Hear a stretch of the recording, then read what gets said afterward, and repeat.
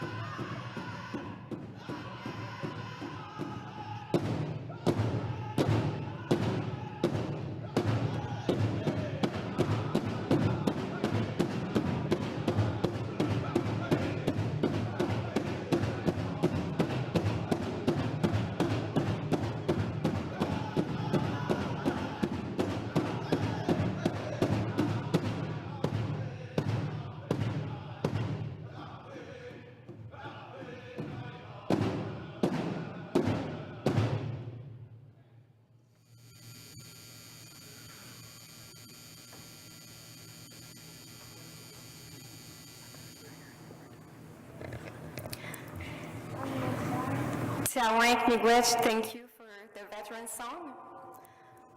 We will give a little time for the Eagle River Singers drum group to take a breath. And everyone take a breath at the same time.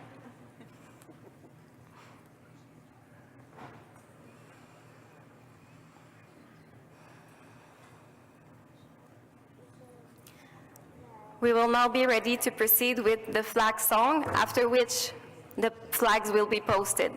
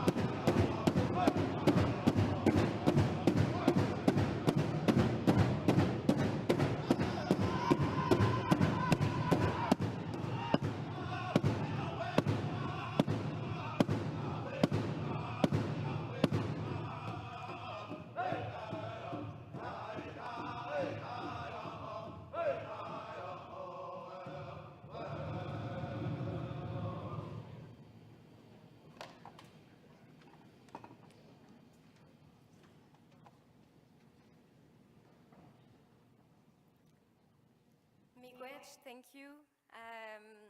Tiawak to, again, Eagle River Singer. Thank you to Cheyenne Kichikaki, also, which is, he is the official Eagle staff carrier for the AFN. Thank you for introducing the grand entry.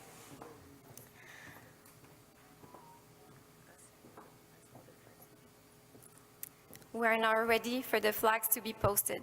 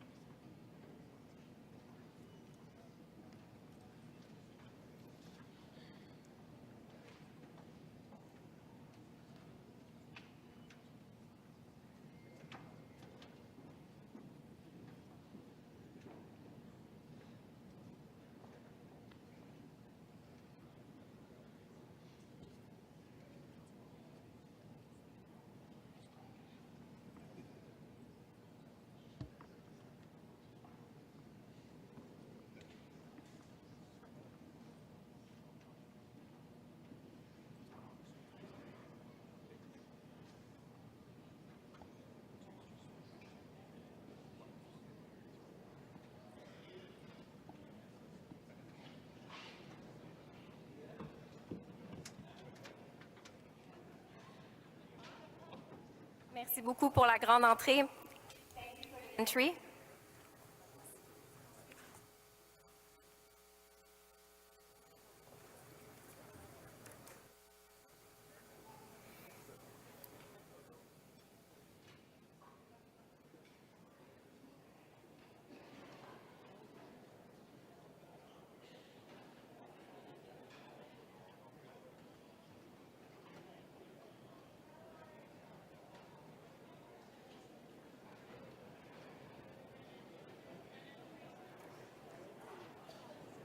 Niawe, grand entry.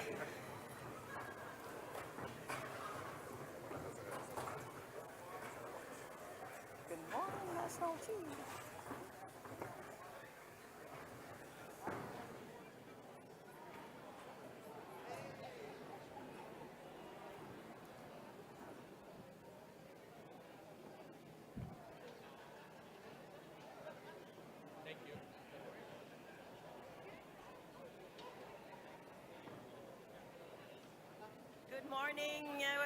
Good morning, everyone. Bon matin. So, while you're all taking your seats, I now declare that this 45th AFN Annual General Assembly is called to order at 9:12 a.m. EDT. My name is Wina Siwi. I'm Wendat and a member of the Anishinaabe Abitibi-Winni First Nation. I'm a lawyer and a mediator, and I'll be co-chairing this AFN AGA. And I'll talk a bit more about my role later, but I just want my colleagues here to present themselves quickly. Thank you.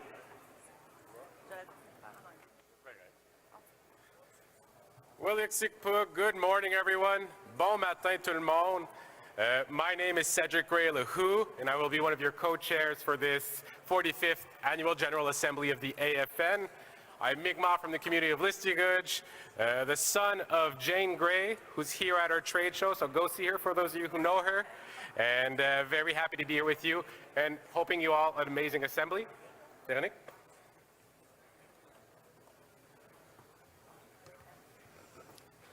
Ndiowaweti, Askenonia Yes, Wendat Endi, Yanariskwa Iwai Sokuta, Yokwasianendaye Yatsi. Hi everyone, my name is Véronique Picard Yokwasianendaye. Yokwasianendaye means autumn wind in Wendat. I am from Wendake. And I am the co-chair for the National Youth Council. I've been elected on Sunday, and I have the honor to be the youth co-chair for this assembly.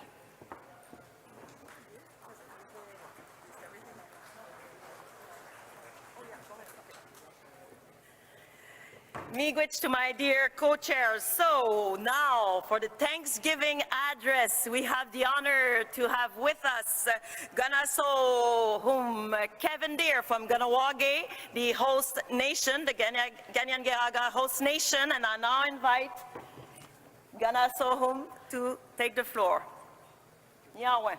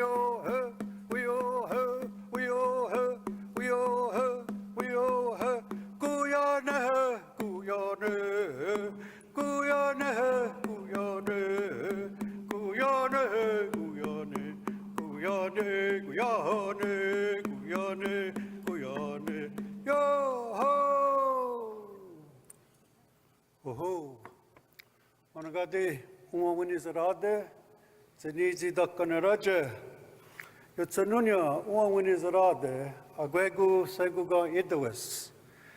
Nedzi, Gigo Ostawa Kawi.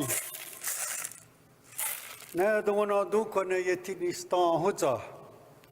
Tanu Ziniti Judasu Zimzade, Zinore Uawinizarade.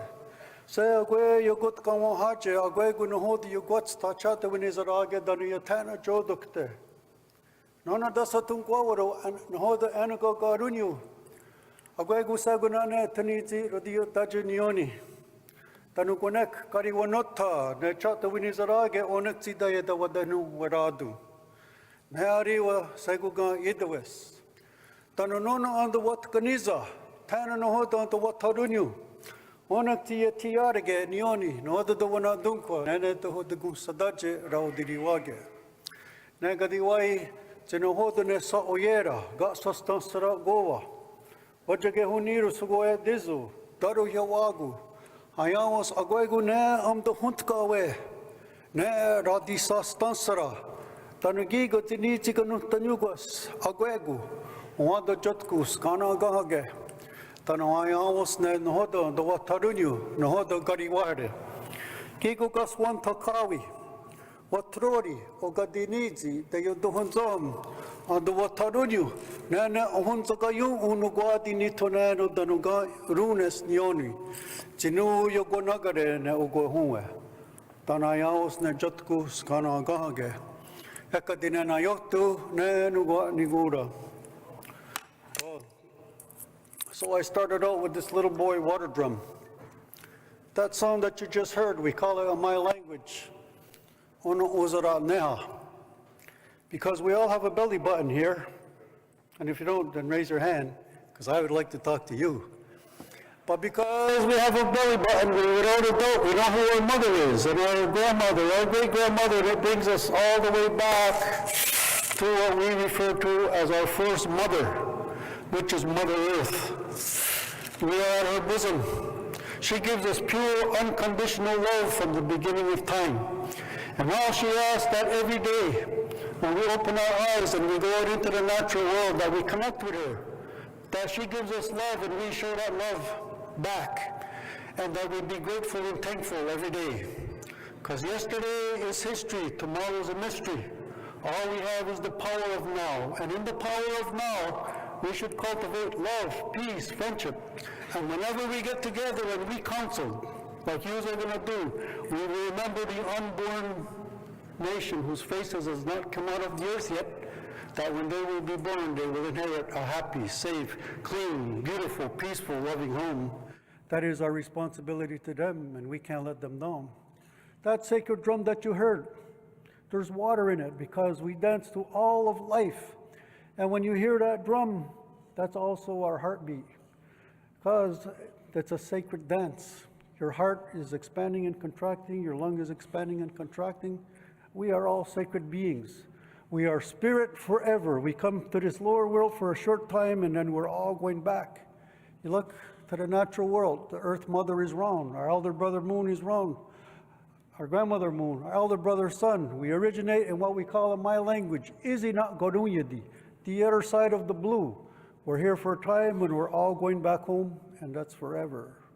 And the only reason why we come here is to cultivate love, peace, friendship, and that this Turtle Island, this Mother Earth, that when we leave this place, that hopefully we can leave it in a better condition than when we received it.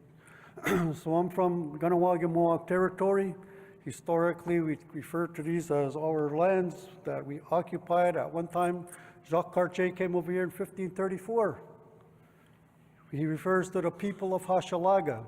They were still Longhouse people.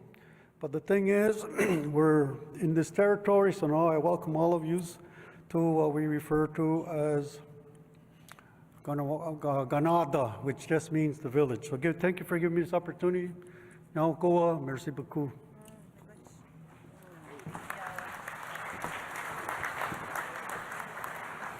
Nia Wangana, so for your wisdom and teachings and your Thanksgiving address. And I also wanted to acknowledge Cheyenne Kitsakik for the ceremony, for the pipe ceremony, sunrise pipe ceremony this morning. On that, I'm going to pass the floor, the mic, to my dear colleague, Cedric. What is that?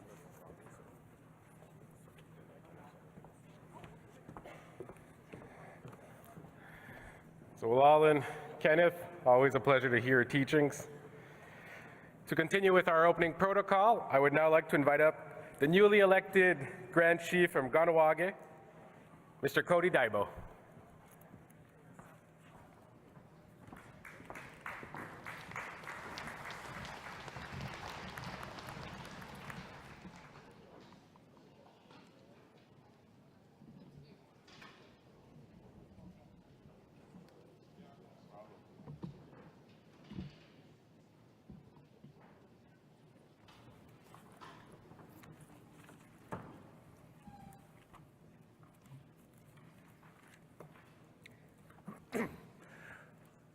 Just now we're going to assume for those opening remarks and the opening prayer.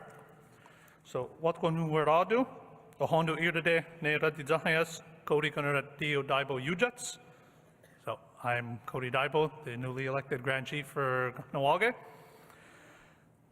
Ladies, gentlemen, esteemed delegates, I'm very glad to see so many representatives gathered here today in the unceded Gunyakahaga territory of Tiohtià:ke.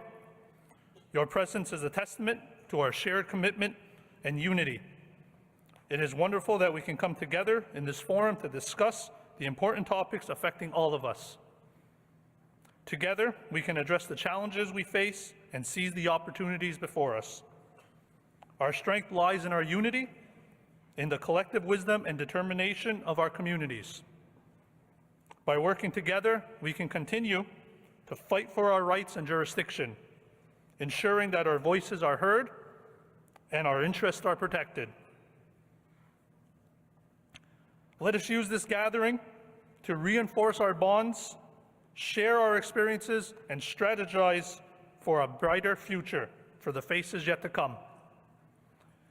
The issues we face are complex and multifaceted, impacting our lands, cultures, and ways of life. Through open dialogue and collaboration, we can develop innovative solutions that can honor our traditions while embracing progress. Our ancestors fought tirelessly for the sovereignty and dignity of our people, and it is our duty to carry that legacy forward. I am confident that with the diverse perspectives and expertise represented here today, we can make significant strides towards achieving our goals. Let us approach these discussions with open minds and determined hearts, knowing that the work we do here will have lasting impacts for generations to come. Tonight in Kahnawake at 5 p.m., we will be hosting a very special night market cultural event. As well, this coming weekend will be Kahnawake's 32nd Echoes of a Proud Nation powwow.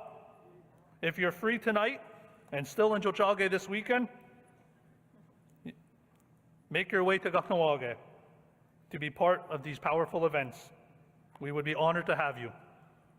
Yawagoa for being here. I look forward to our discussions over the next 3 days and the positive outcomes they will bring. Together we can create a future where our communities thrive, harmony, and respect for our rights and recognition of our contributions. Yawagoa dan onagi wahi.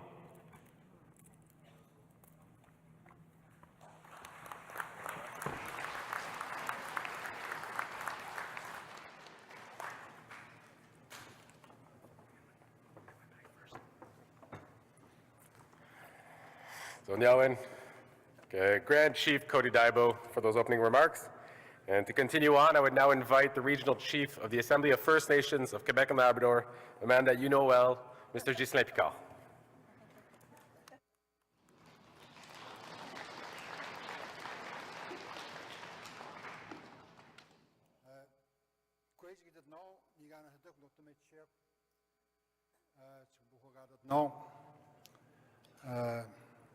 Chewy uskat nishamagot chigana hanoto de gut siuzen Tashaptiwi Spadil Marwat.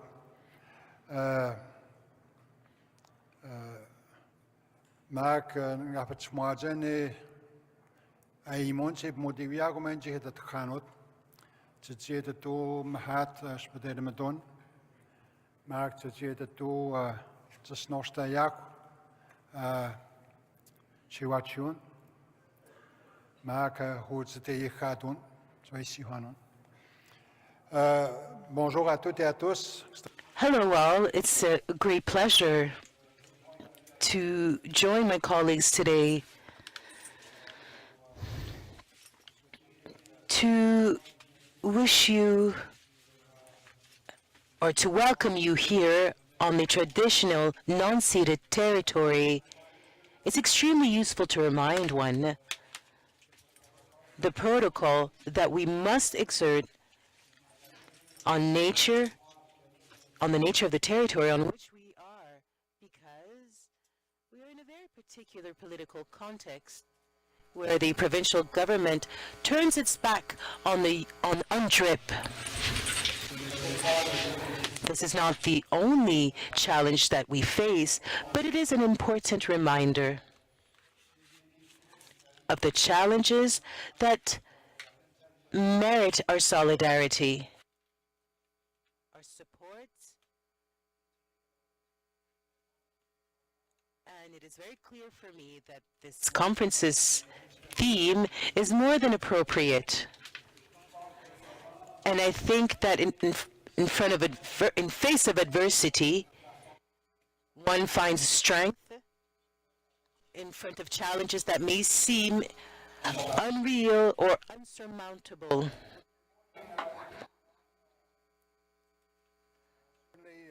Pleasure to be hosting this 45th Annual General Assembly of the Assembly of First Nations, and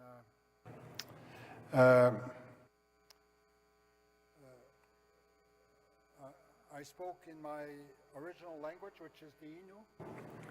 I also spoke in French, not to please Premier Legault, but to serve it as a reminder to ourselves that we do and we have been conducting business in both official languages in this country, and probably serve it as a reminder to ourselves as well that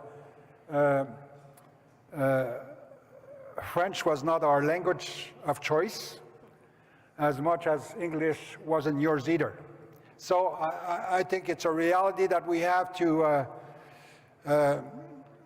mindful of, and I just serve this reminder in the most respectable fashion.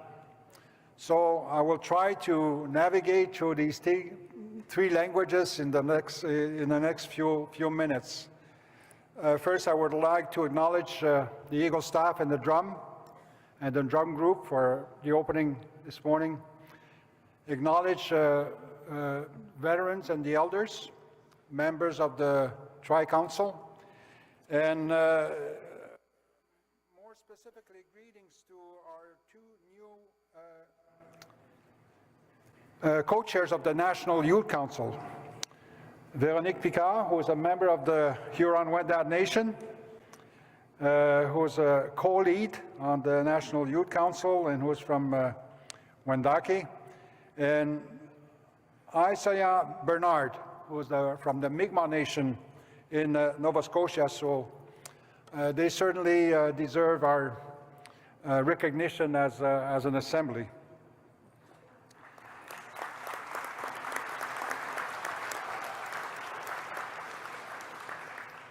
I would like to acknowledge the leadership across the country, the delegates, both men and women, and our colleagues from the Executive, National Chief, Cindy Woodhouse, her first annual General Assembly, and all of my colleagues from the Executive. It's an honor and privilege to be hosting you. In all my years as Regional Chief, I think this is the 5th time that our region has been honored with this duty of hosting our nations and delegates from across the country. at least 3 times in the last, I would say maybe 15, 20 years in this region alone. And recognizing and acknowledging that we are on First Nation ancestral unceded lands, it's important that we serve that reminder, because we have a government in this province that turns its back to the United Nations Declaration on the Rights of Indigenous Peoples. And this is only one challenge among many challenges that we have. The theme of this 45th Annual General Assembly couldn't be more appropriate. And maybe I would like to share a couple of examples in how this theme could have its full meaning, not only this week, but in the weeks and months coming. Tomorrow in Ottawa, there will be a gathering of Indigenous peoples and non-Indigenous allies to support the position of our Anishinaabe Algonquin chiefs in our region and in Ontario as well, fighting a decision that would see dumping of nuclear waste in the Kichisipi or Ottawa River. And there'll be a very strong demonstration or protest tomorrow in Ottawa, and certainly we need to support this position taken by our sister nations in this region. In all the years, I've been privileged to witness very key moments in the journey of the Assembly of First Nations, and maybe some more than others. We were before the Supreme Court back in February of this year. As many of you know, we've been challenged by this province here in Quebec on the right that we have, that we certainly can develop and implement our own laws regarding our children and families, based on principles that have been adopted through the federal law C-92. It's been a 4-year journey, and back in February, the 9th of February, the Supreme Court rendered a very important decision that puts us in the driver's seat and determine how we can best secure the future of our communities and, most importantly, our children. We've been really navigating against the current with this government, and this is only one example. And I think the point that I really need to make, the only one community in our region that has adopted its own law under C-92 is Opitchuan. The chief is here with us today, Jean-Claude McWish. Opitchuan is about a 12, 13-hour drive from Ottawa. On February the 9th, 50 to 75 of their members, women, men, young and old, and children, traveled from their community to witness this decision. They didn't know whether it was going to be positive or negative on our rights, but yet they were determined to be there.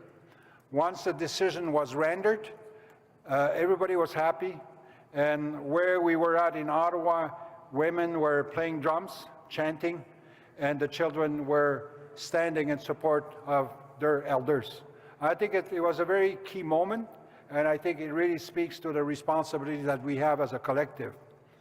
On the issue of caribou, two nations came together, the Innu and the Cree. Caribou being an important relative to these two nations, and they've agreed for the past 2 years to sign on an agreement whereby they support the harvest and the conservation of our relative, the caribou, atik, as we call it in the Innu language.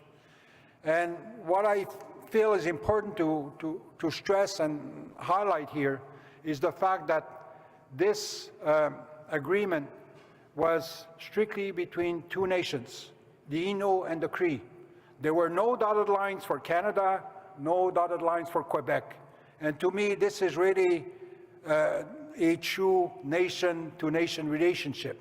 I think there again, it should serve as a reminder of the capacity that we have, the capacity that we should exercise to put ourselves at a level that we don't, that is not being acknowledged from governments. And to me, that's a very key message in the actions that we take as nations. And really, instead of having the onus to make that demonstration, that the onus should really rest at the feet of governments, Canada and all of the jurisdictions from the provinces and territories. So I didn't want to make it too long, but I think these messages were very important for me to share, and looking forward for the next 3 days, and looking forward to your support as nations. Thank you very much, Mr. Commandant.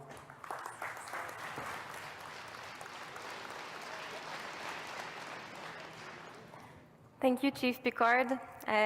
Cedric introduced Chief Picard as a chief that you know well. Well, for those who don't know Chief Picard, the least we can say is that he's been regional chief for Quebec and Labrador for over 25 years.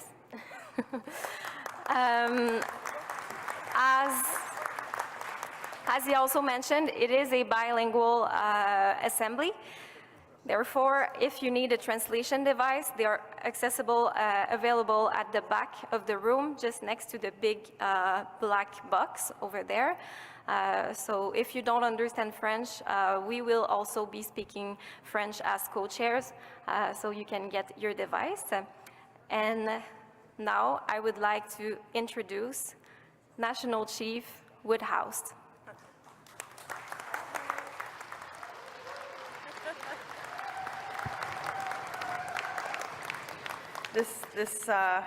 The theme of our assembly is strengthening our relations, and I think at this time I want to do something a little different. I'd like you to stand up, see your neighbor behind you, shake their hand, and welcome them as we strengthen our relations across this country with each other. Yeah.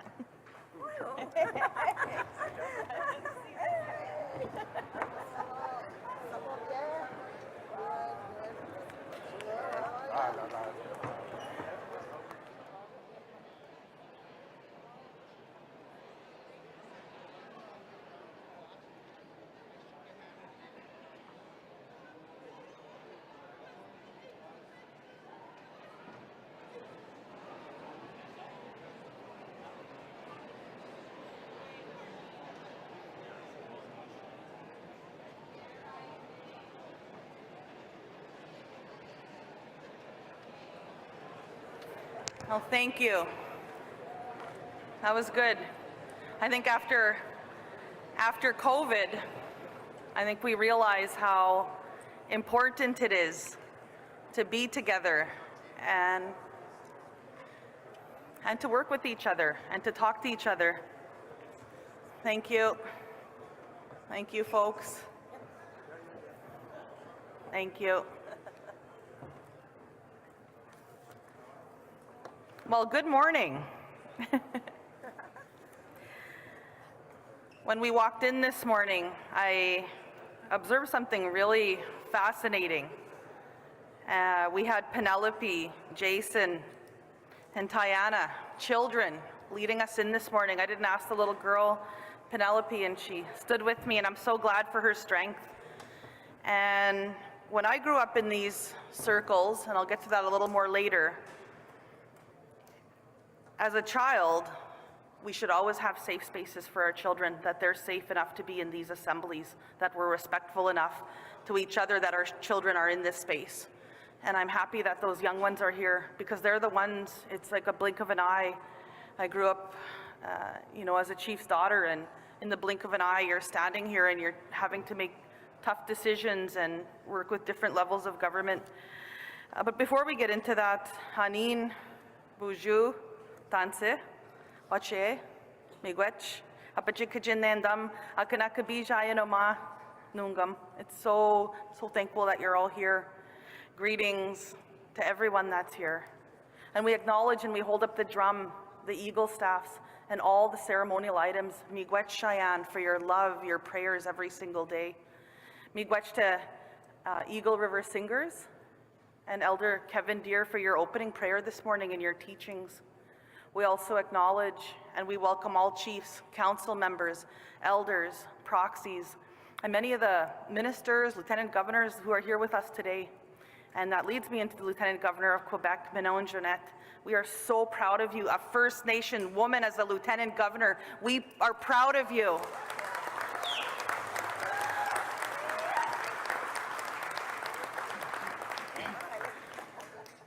We also acknowledge the Premier of Quebec, François Legault, and the Mayor of Montreal, Valerie Plante. We also want to acknowledge newly elected Grand Chief Cody Diabo of Haida Nation. Congratulations, Cody. Yeah, so Saturday was his election. Also, Regional Chief Ghislain Picard for welcoming us to your territory. Miigwech I've watched you since I was like small. So I'm so thankful for your love, your kindness, and your guidance at our executive table. I also want to acknowledge the 43 First Nations located in Quebec and Labrador that represent 10 different nations: the Abenaki, the Algonquin, the Atikamekw, the Cree, the Huron-Wendat, the Maliseet, the Mi'kmaq, Innu, Mohawk, and the Naskapi. Miigwech, thank you for welcoming us to your place. Yeah.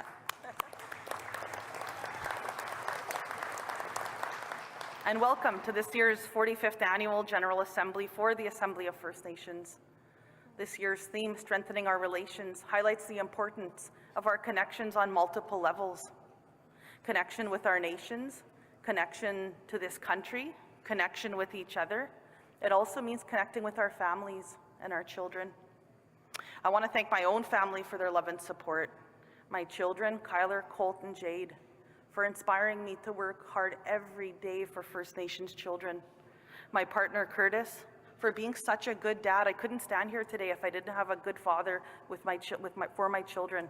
And every day I know he's in the education system, and I never have to worry about my children because I have such a strong father for them, and I'm glad for that. And my mom for her love. I've seen her here, and her grace, her strength, and her prayers. And my dad for his love and his guidance, and for being such a great father. Thanks to my dad, I grew up as, he was always a chief, and it was always busy in our household, and we've seen how difficult it was in our First Nations communities, the poverty that has been inflicted on our people. His dad was a chief too. His dad's dad was a chief, and his great-great-grandfather was a chief who had signed Treaty Number 2 in 1871. And we hear stories through our people in our ceremonies of Chief Woodentent back in the 1700s and 1800s when they had worked together to make sure that we were communicating, even with the Crees, our allies, to protect ourselves and to make sure that we could be standing here today.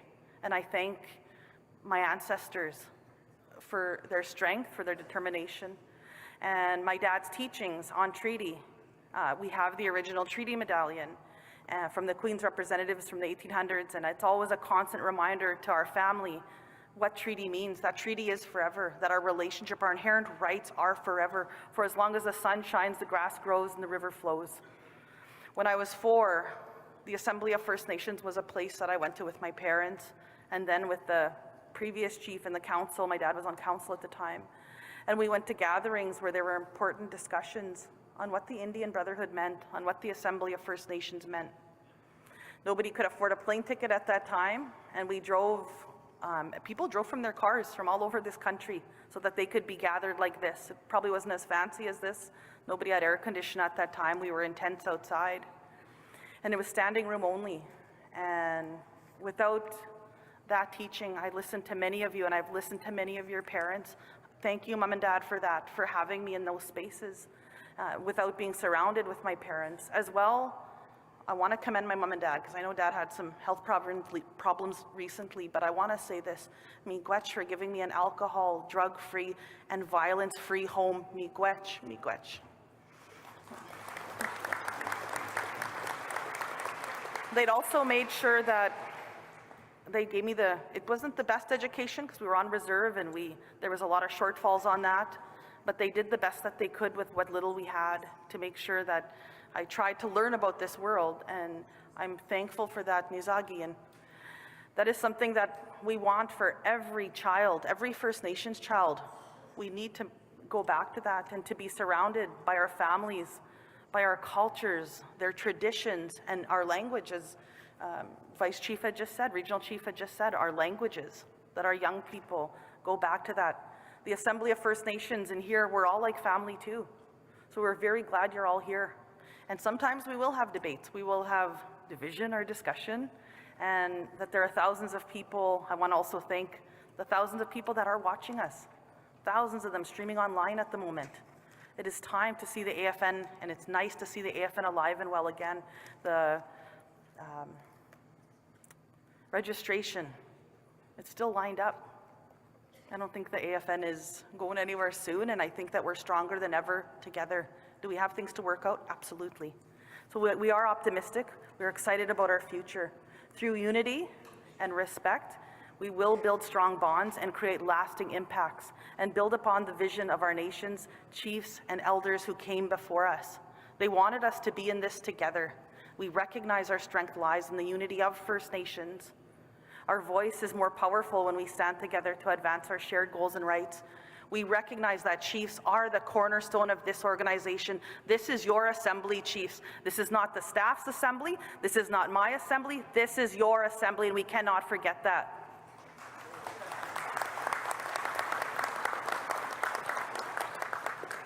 As the first mother to ever be sworn in as National Chief, I've benefited from your vision, from sitting and listening to you, the wisdom of the elders from right across this country, the executive leadership, previous chiefs, previous national chiefs, listening to them, learning from them.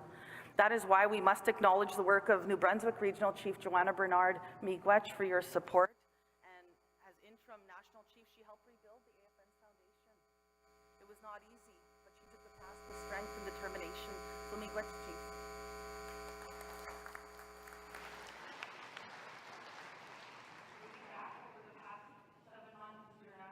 There has not been a day that we have stopped working for our children, each and every one of us. For too many years, we've been fighting to fix a broken child welfare system in the courts. And because of your unity in this fight for justice, we reached a historic turning point last year with the largest compensation settlement in the history of this country. We would like to thank the representative plaintiffs for their resilience through this process. They have been pillars of strength for the thousands of children and families who experience discrimination. And let's hold them up. Karen, Melissa, Ashley, Noah Buffalo Jackson, Carolyn Buffalo Richard, Xavier Mashum, Jeremy Mwasagi, Jonathan Mwasagi, and Zach Trout. We lift you all up if you can stand for a moment. They're in the room somewhere. Thank you. Well, we were successful in working together, and all of us coming together in this assembly to be joint on one resolution on that and negotiating the largest settlement in Canadian history. There's still so much work to do. Over the past few weeks, we have secured a commitment from the Prime Minister for a formal apology in the House of Commons, and we look to you for direction on that, to start planning that, to find out what the best way is. And we need to have those discussions across the country. They're not easy discussions, but our people and families that have been impacted by the discrimination deserve that from all of us. We've received also federal court approval of a distribution protocol, which will allow for compensation to start rolling out later this year. In February, we celebrated a historic victory at the Supreme Court on the constitutionality of the Act respecting First Nations children and youth. Although we never want our laws and our traditional laws, we've never given up our right to our children. We don't want them in the Supreme Court. Sometimes things end up there. But it was a landmark ruling in our favor. And because of the Supreme Court has now acknowledged Canada's constitutional framework, which allows for pathways for First Nations inherent rights to be recognized, First Nations will no longer be hindered by unwilling provincial partners in the exercise of their inherent right, laws, and jurisdiction. This is a huge ruling. Yesterday, it's been a busy few weeks. And yesterday, we received a draft offer from the Government of Canada on this issue. Of course, we have compensation. This is now on long-term reform. We have to talk about Jordan's Principle down the way. But right now we're talking about long-term reform. I'm happy for the compensation here. I think we're all able to discuss that and work that out. But we do have long-term reform. How do we fix these systems on our First Nations communities? How do we come together in a good way? And how do we balance all voices at the table to make sure we put that all in front of our chiefs? And while this offer is under settlement privilege, I can tell you today it's a very significant offer, chiefs. Your regional chiefs will have all the details of this offer. We met this morning. They know the number. You're able to talk about it within your caucuses privately from chief to chief. I know that because of settlement privilege, we're not able to disclose to you that number this morning. We wish we could. And it'll be up to you whether that proceeds or not. That is up to you, chiefs. It is a fair offer that will benefit the generations for our children. I believe it will. I think it's a fair offer. And let's never lose sight of what this is all about. It's about our children, about our future. The bottom line is First Nations families are best positioned to care for our own children. And this country has to take notice of that. And we can't take anything for granted. I know that we have this offer, but there's still a minority government in Ottawa. And once they begin to sit again, every day, we don't know what the future holds. Like the elder had said before us, we don't know what tomorrow holds. That's why starting this month until mid-September, the Assembly of First Nations will host regional engagement sessions to discuss the details of this offer and hear your views and your recommendations. From there, we will host a special Chiefs Assembly in Winnipeg in September to deliberate and vote on this issue. And we are making sure that Canada is going to pay the bill for this meeting, including Chiefs' travel costs. Yeah, so at the end of it, you will have the final say. Nobody's going to have a final say except the First Nations themselves. Alongside our commitment to fight for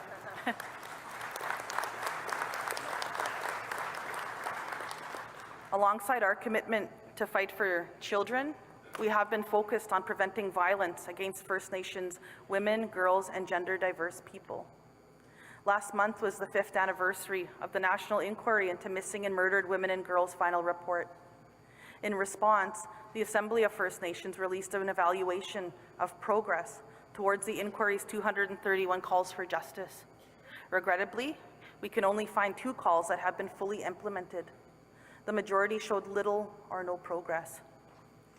This failure by provincial and federal governments is not acceptable to our people. I hope it's not acceptable to other Canadians either. Many of them are watching, and we ask that you stand with us. Substantive action is needed now more than ever to guarantee the safety for First Nations women, girls, and gender diverse people. That is why we have been calling on Canada and BC to end the RCMP's damaging efforts to destroy the Picton evidence. And we met with the RCMP Commissioner this weekend, and our regional chiefs across this table right here were united. Things need to get better in this country. Speaking for all chiefs in the room, we want to let families and advocates know that we will never stop fighting for you.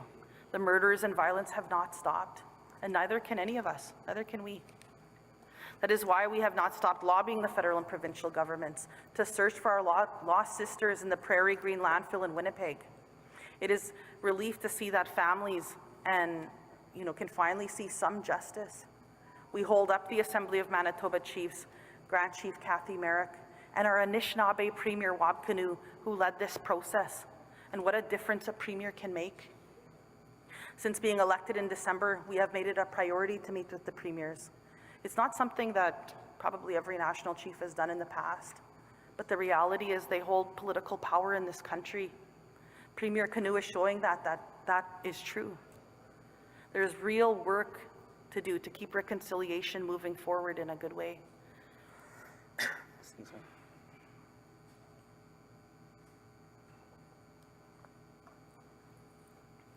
me.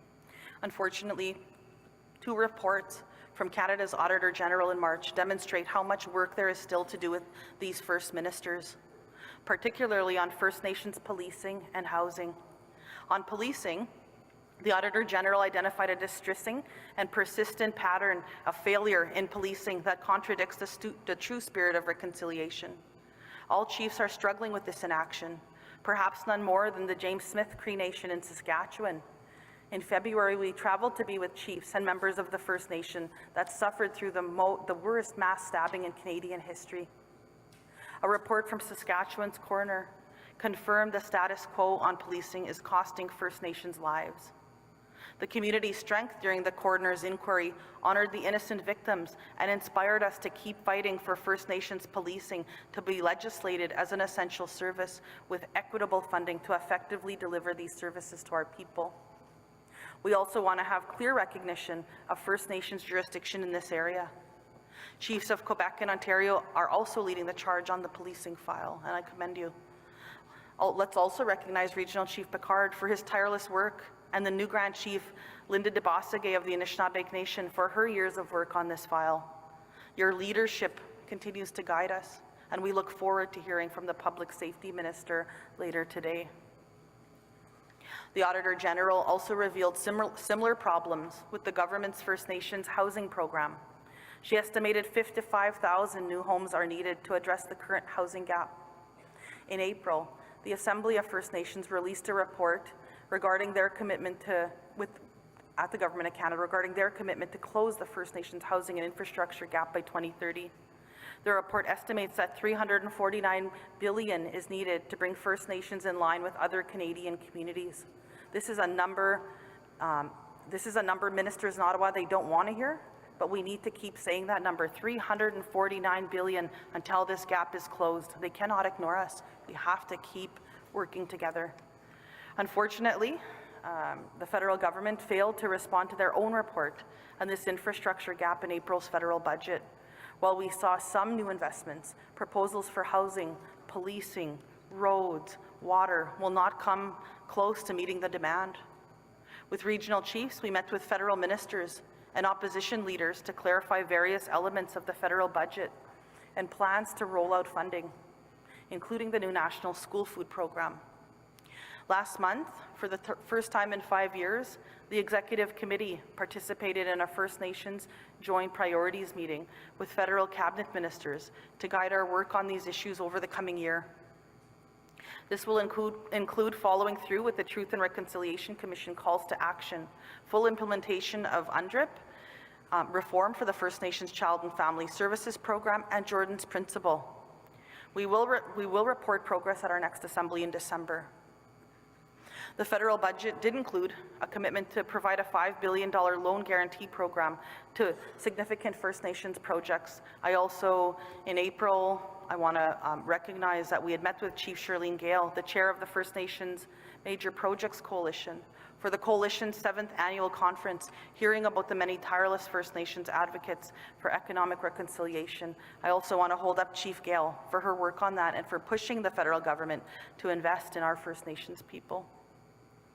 Since the budget, we have participated in forums with business leaders about economic reconciliation. One organized by the Bank of Canada. With other chiefs, we talked about principles to consider as we seek economic reconciliation together. First, we must decolonize the Canadian economy and make room for our First Nations economies. At no time were the local First Nations people considered as partners or employees in business. Poverty and the restraint of trade are centerpieces of the Indian Act. Doors were closed to our people, and our traditional gifts of intertribal trade and self-sufficiency were replaced with poverty and a lack of hope. Over the next decade, it is forecasted that $560 billion of projects, primarily in the resource sector, will be launched on the traditional lands of First Nations. To maximize these opportunities for First Nations people, these loan guarantees should be in the range of $100 billion to be meaningful, not $5 billion. Canada's economy will benefit in the decades to come with projects reaching in the trillions of dollars, but these projects will not advance without First Nations support, and that's the truth. Throughout my first 5 months as National Chief, we have made it clear that the Assembly of First Nations is prepared to work with any government, no matter the political party. First Nations priorities need to be Canada's priorities, and we are prepared to work with anyone who is aligned with our beliefs and our vision. We called for the withdrawal of Bill C-53, which continues to be a top priority for our nations. Chiefs are loud and clear about their concerns with Bill C-53, which fails to respect the perspectives and consultation requirements of First Nations it would affect. Bill C-53 must be withdrawn.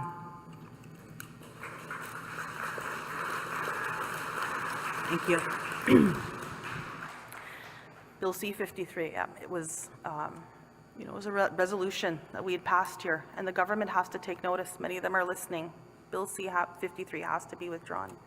Further, the Government of Canada must properly engage and consult with First Nations rights holders to ensure the potential effects of any similar legislation on First Nations inherent rights, treaty, and Section 35 rights are considered. We want to thank each of our federal partners for their time and interest here today. And the Prime Minister and his cabinet have been somewhat responsive to meeting us, and we're thankful for that. We're also thankful to the NDP leader, Jagmeet Singh, and Conservative leader, Pierre Poilievre, for attending this week. There are many memories from my first month as National Chiefs. But visiting your communities, Chiefs, our First Nations communities, is the most inspiring. This is where inspiration comes alive. I think of the buffalo roaming on Poundmaker First Nation in December, right after my election. My friend Blaine's here, and we went up there.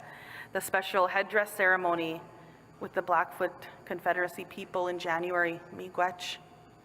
The amazing celebration we had with Rama Chief Ted Williams, who was here in February. The First Nations Leader Summit for the International Day in March with Grand Chief Mandigal Masti. I haven't seen her yet, but the April visit with the Chief Polchis and his community, Miigwech for the invite.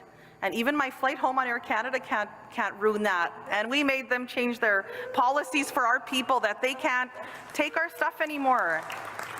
Aviation. Yeah. Aviation in this country, take note.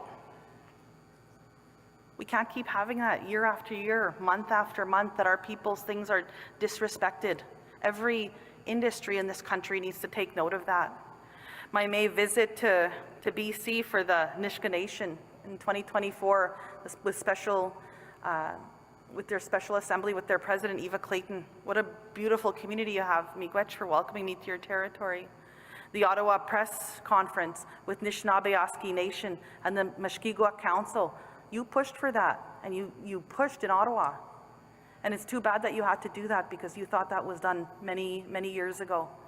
But you got your support, and you pushed hard enough that the federal government announced $1.2 billion just a few weeks later because of your advocacy. Congratulations. Last weekend, it's been such an honor being in our First Nations communities. And last weekend, I went to Couchiching Powwow in Treaty Number 3, where I met Cheyenne Vandermeer, a young woman that was elected in a traditional ceremony as the first female Deputy Grand Chief of Treaty Number 3. And I think of my home province of Manitoba, where construction is starting on the former Capion Barracks military base, a site that has officially converted to reserve lands and repatriated to the 7 Treaty 1 First Nations. We lift up Treaty 1 and their chiefs, who are constructing Canada's largest urban First Nation economic zone. Congratulations. Yeah. So this is, yeah. This is the hope and the inspiration that we all see, that First Nations from coast to coast to coast are demonstrating that we can manage multi-billion-dollar projects, and we can look after our own, and we can do anything we want. The world is taking notice. This fearlessness was evident last month when we had the honor to spend time with our courageous First Nation veterans on Juno Beach for the 80th anniversary of D-Day. At this moment, I'd like to ask all of our veterans to rise, please, as we thank you.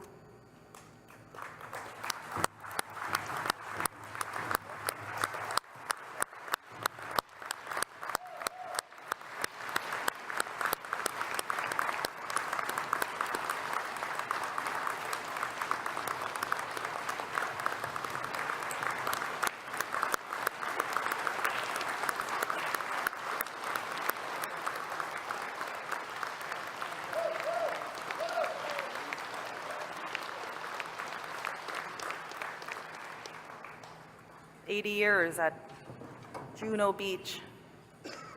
and one of our families showed up on the beach, and we were standing there, and they brought their uncle there and buried their uncle there while we were on the shores. It's a really touching moment, but remembering that First Nations, and I know D-Day didn't highlight it as much, and I told the feds and I told the communications people, I said, our people went there in high numbers, and we didn't have to. But First Nations enlisted more than any other group of people in this country to fight for this country. And we commend you and thank you. And our hearts, yeah.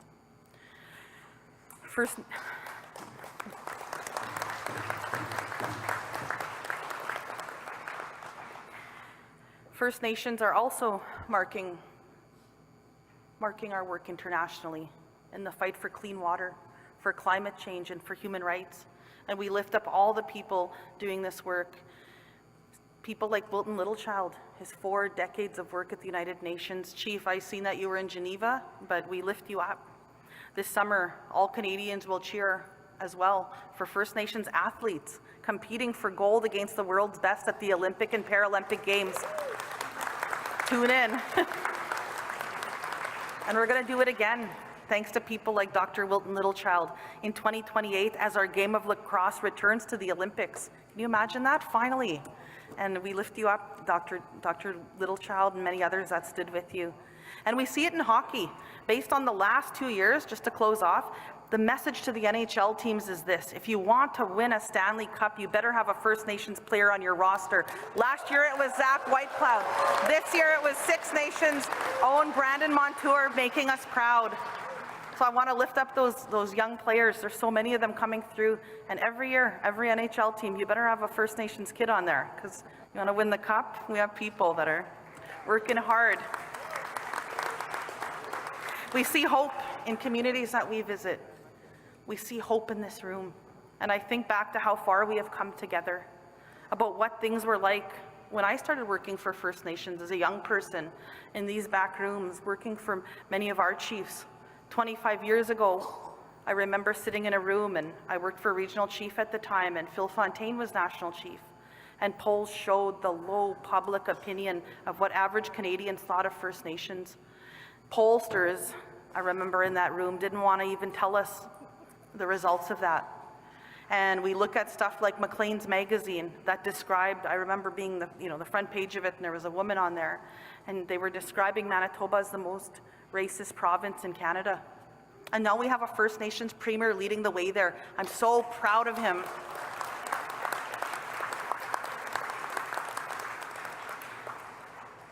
And so we've come a long way together, and we believe that the future is bright.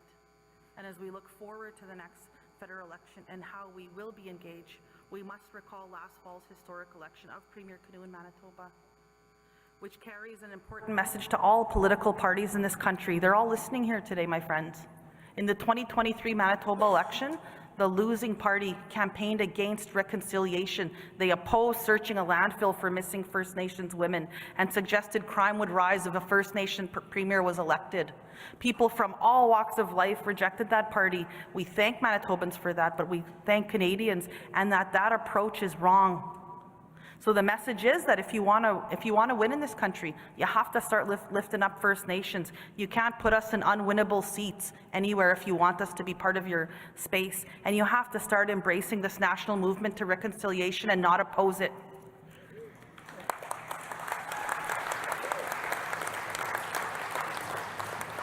With each day, more Canadians understand that First Nation success is Canada's success. I know we've been working our best to work with people across this country.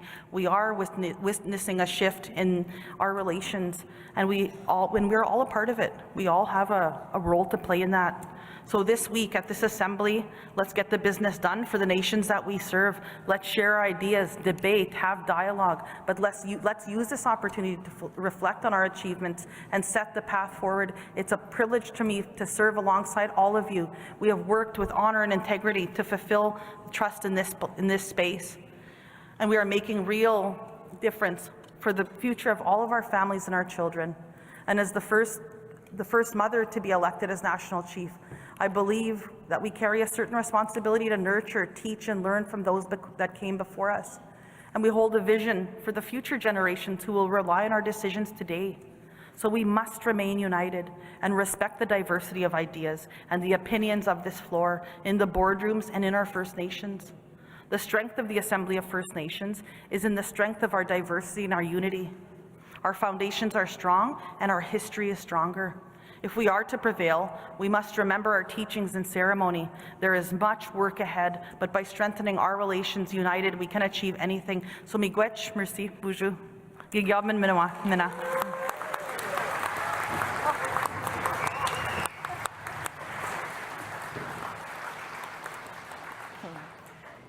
Miigwech, National Chief. So, we are now at our honoring today. And for that, I will call on veteran Tim Olin to join us on the stage. Thank you.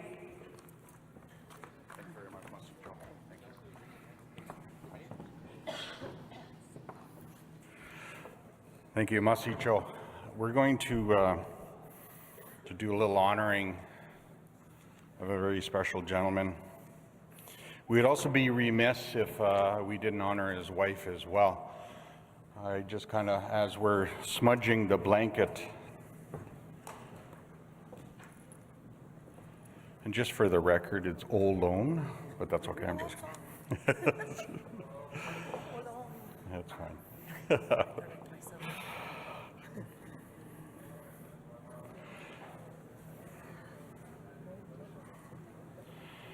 So what we're going to be doing is our chair, the Veterans Council chair, Grand Chief Procedural, he's from BC, and Mr. Emile Highway from Saskatchewan are going to be coming on stage. Right now, of course, they're going to be smudging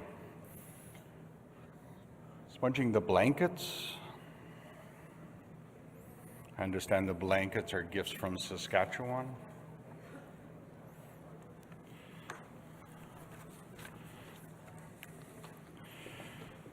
I'm going to read a bit of General Paul's bio. People don't realize the history that General Paul has created. He is the highest rank to has ever been achieved by any Indigenous person, whether it be First Nation, Métis, or Inuit. And he's raised through the ranks to the Lieutenant Governor, well, maybe he will be Lieutenant Governor, Lieutenant General, which is a 3-star general. There's only one person higher than him, which is the CDS.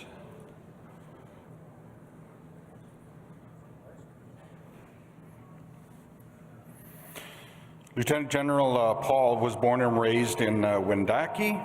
He's a member of the Huron-Wendat First Nations. He joined the military in 1991.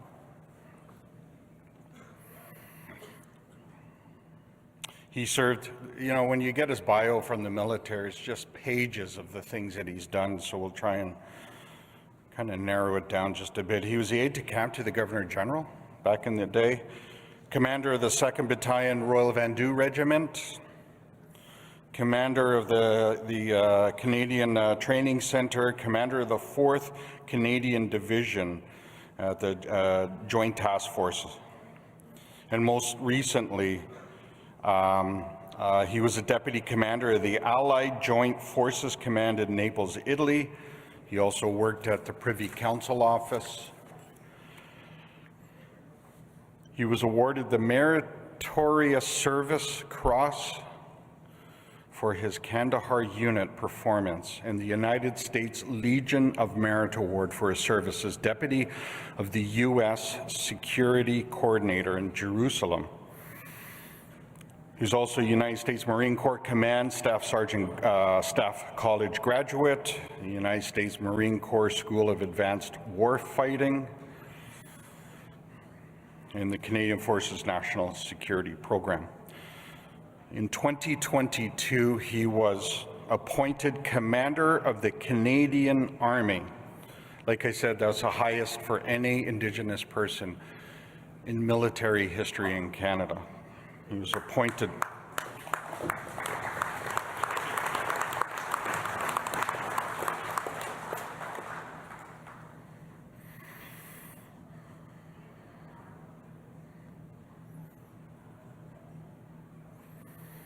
It's kind of funny because his bio says he is now a dedicated hunter and fisherman. Well, I think that's his inherent right?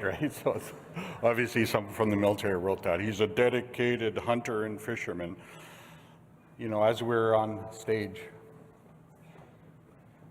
as we were standing off to the side, I could try not to get emotional because it's a bit of my journey as well. He was looking out amongst all of you and he's like, I'm coming home. You know, he's been off for 37 years or so.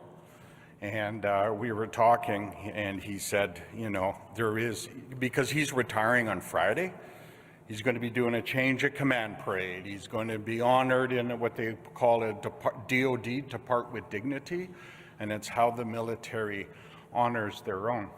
It's an informal way where some of his friends share stories, appropriate stories, and it's just a great way to honor. But we were talking and he said, there is no greater honor than your own people honoring you. So this is really yeah.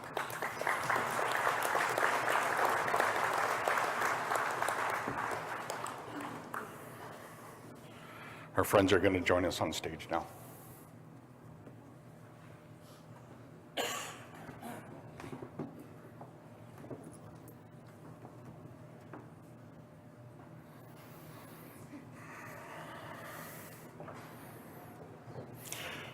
As he gets on stage, I asked him, I said, what's your single greatest moment in the military? He was uploading, and he said, as the battle group commander in Kandahar. So for any of those watched the news over the last 20 years, how many Canadian soldiers made the ultimate sacrifice? And it's sad to say that there is no commander, did not lose any of their colleagues. He was saying, I was honored to have 1,200 soldiers under my command.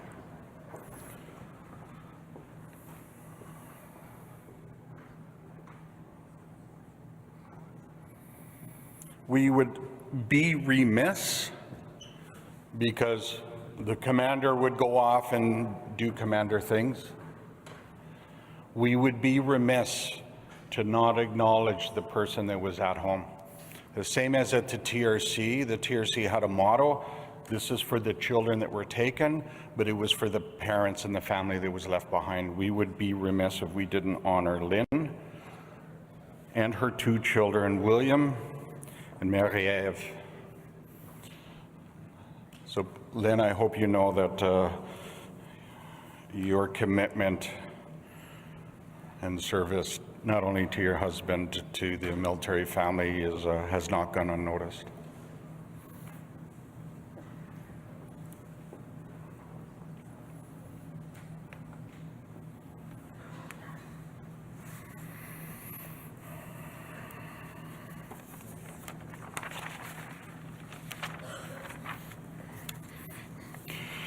At the Lieutenant Governor rank, you have a number of advisors. I want to acknowledge 2 of them that are right here, both of First Nations descent, Master Warrant Officer Quinn and Master Warrant Officer Brown.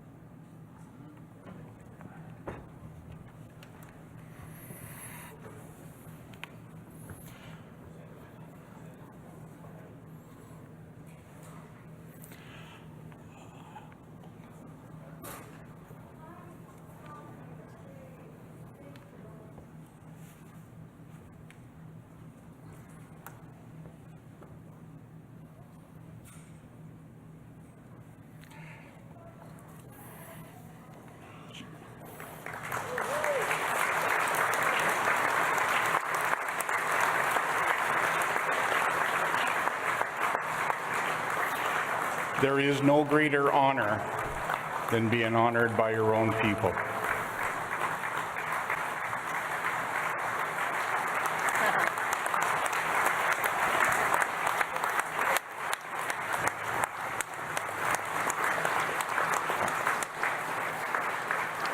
I'm humbled to be standing amongst heroes. Thank you very much, Masitro. Thank you very much, veteran Tim Olon. And Tiawank, un grand félicitations au lieutenant général Jocelyn Paul. Félicitations, congratulations, Tiawank. Thank you. I will now invite at the podium for another honoring. I will now call on Regional Chief TG to the podium.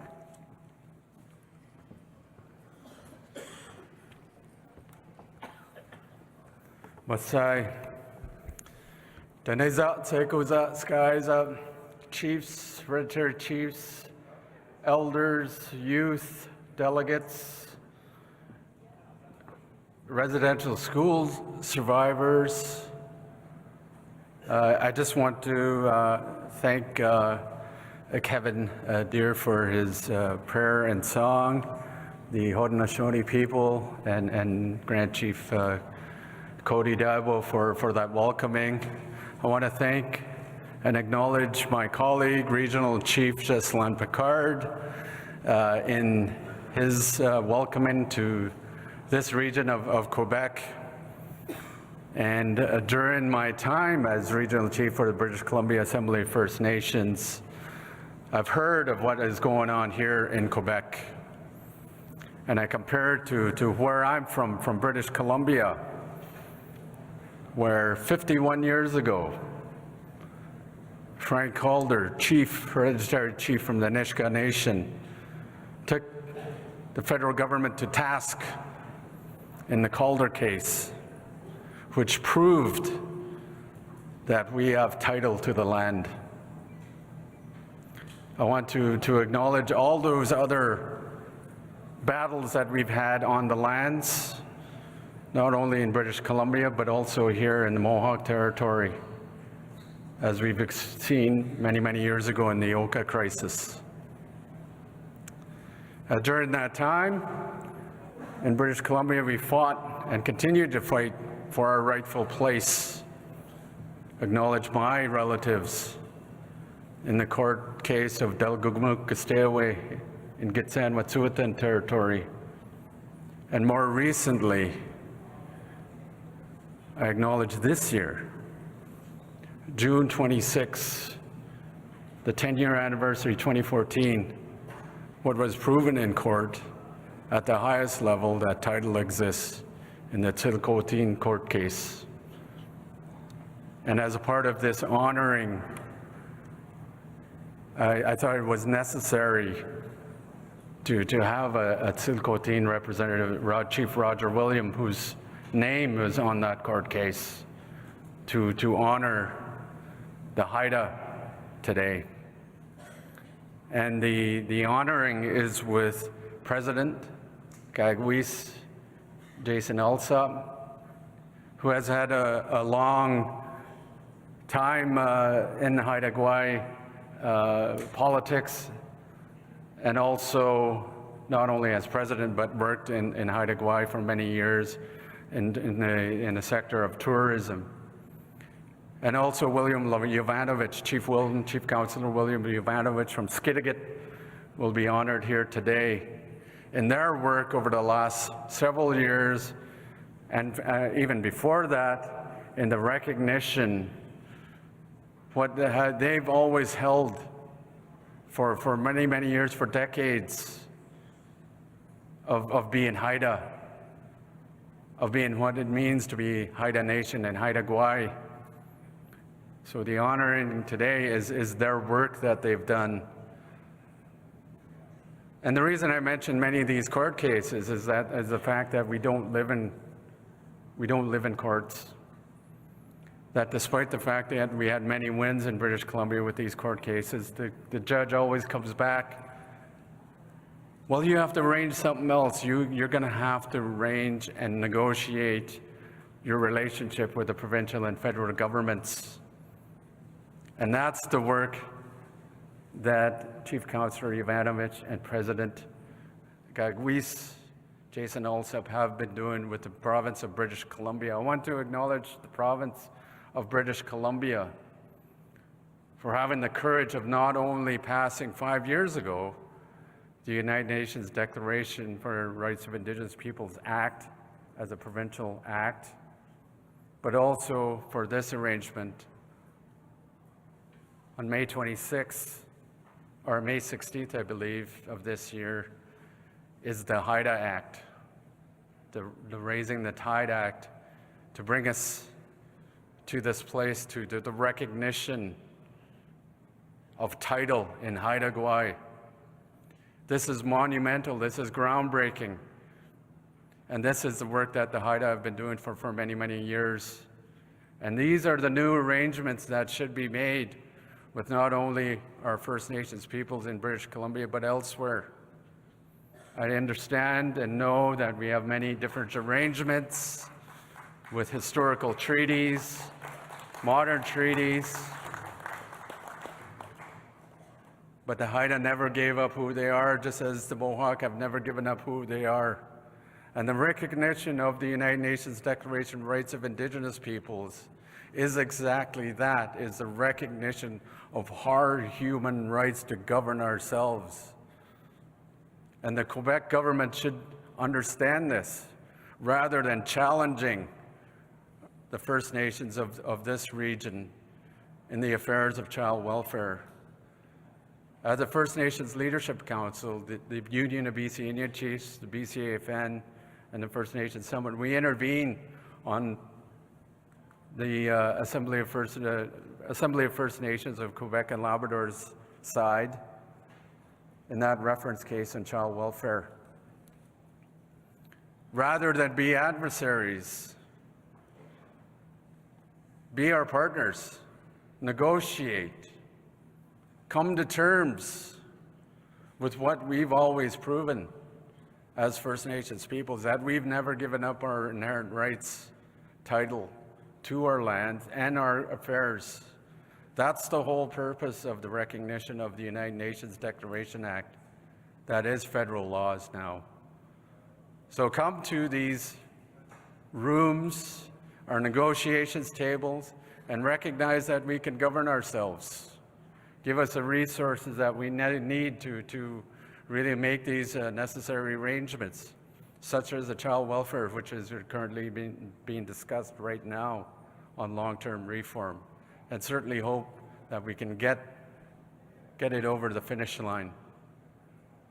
So with that, I just want to thank, I call upon Chief Roger William from Tsilhqot'in, Honeycoteen, who had that monumental case 10 years ago in June 26, 2014, and Chief Linda Price from Wilgacho to help honor Chief Councillor William Ivanovich and Gagwis, Jason Alsop, President of Haida Gwaii, and recognize their monumental arrangement that they have with the province of British Columbia, that what they get, they've never given up who they are as Haida people, and the recognition of title on Haida Gwaii.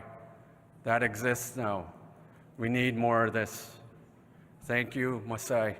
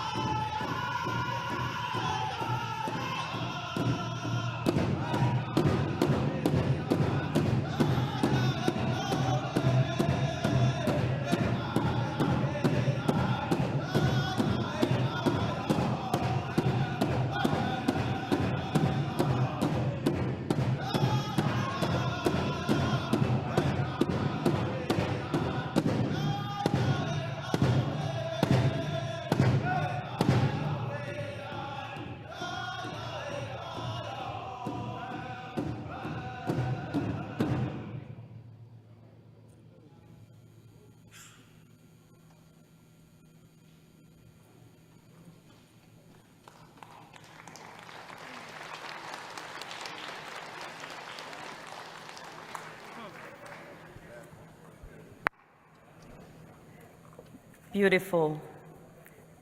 Tiawank Eagle River Singers.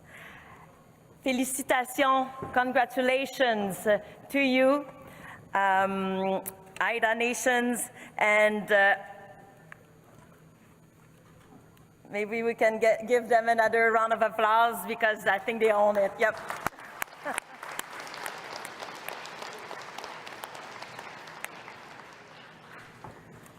Merci beaucoup. Alors, nous sommes maintenant rendus à la prochaine partie de l'agenda. We are now at the next agenda item. For those that didn't take their translation headset, I'm sure you all did by now.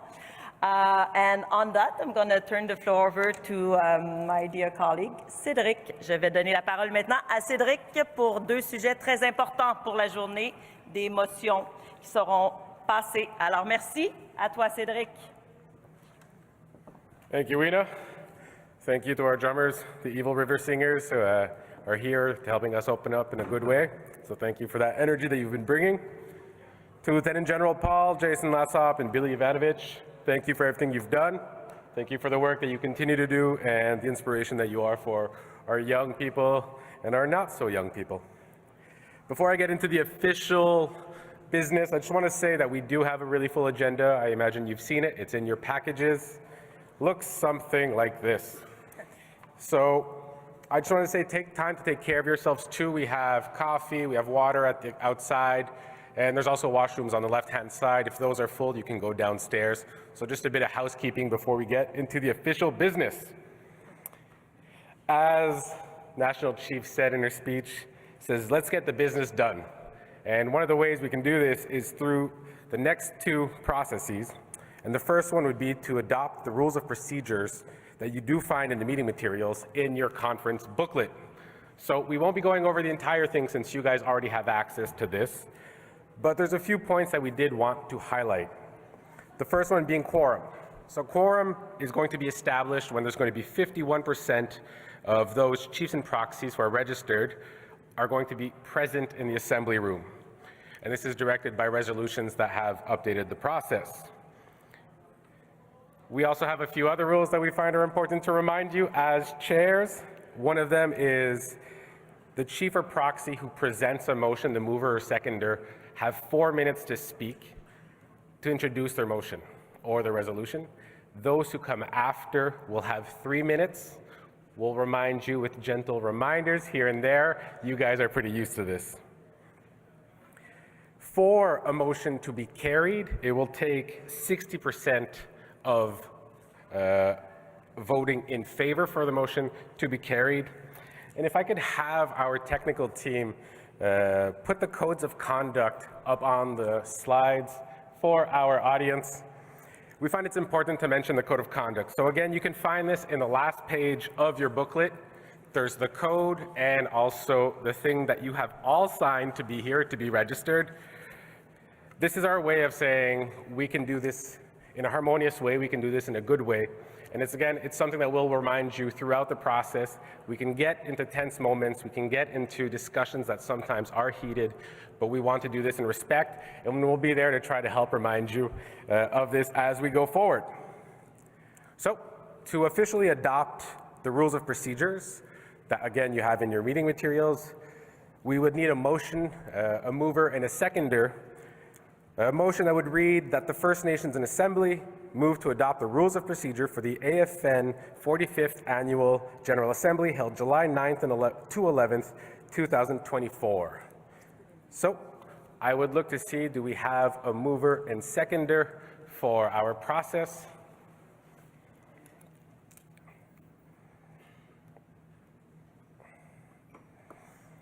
I believe we had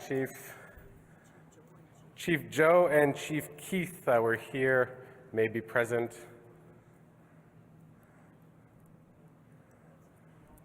To get this assembly started, we do need a mover and seconder for the rules and procedures.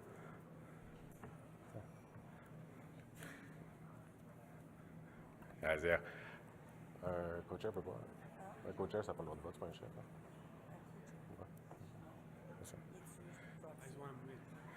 Can I go to microphone 1, please? Hi there. Since no one's here, I'll make the motion to move this proxy for Chief Marshal Below Lake First Nation.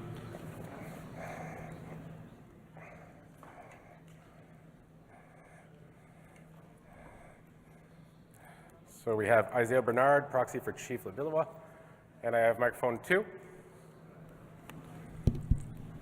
Election 1 and Jawan Squash Lease Ban Cook Bevan Sletku. I'll second the motion. Chief Lease Ban Quarter Ban BC.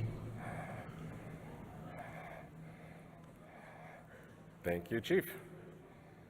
So I will look towards our assembly and see if there's any opposition to the motion that the First Nations in Assembly move to adopt the rules of procedure for the AFN 45th Annual General Assembly held July 9th to 11th, 2024. I will look to see if there is any opposition to the motion. We have microphone 2. Maybe not in opposition. However, in December, we had changed the chief's time to speak to the resolution to 4 minutes. Now you're moving it back to 3. I'd like to know why. Why are you changing it back? And is this to approve the agenda as well? So I will respond to the second question first. The agenda is going to be another motion after this. Okay, so why are you changing it back to 3? Because many times the chiefs are speaking to a resolution and they get cut off. And last assembly, we changed it to 4 minutes. And I'd like to know why you're doing that. Thank you, Chief Crowchild.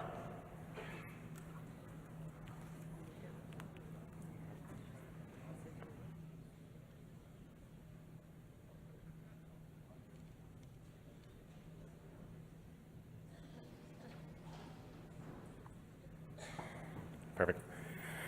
So after speaking with my co-chair, what we said is we went back to the regular rules that were established. However, these are rules and procedures that if you would propose to make an amendment to 4 minutes, we can then go towards our mover and seconder So to see if can they I agree. ask the mover and the seconder to put it back to 4 minutes? So we Mover, have, seconds. Awesome, thank you. 4 minutes it is. thank you, Chief Crowchild. My steps in. So I look towards our mover, proxy. Yeah. You agree with the amendment? Yeah. Perfect. So the new amended rules and procedures would give 4 minutes speaking times to all. Perfect. So I look towards the vote at this time. My first question is there any opposition to the motion? Seeing none, is there any who would like to abstain from the motion? Seeing none, then the rules of procedure motion that the First Nations in Assembly move to adopt the rules of procedure for the AFN 45th Annual General Assembly held July 9th to 11th, 2004 is adopted by consensus as amended.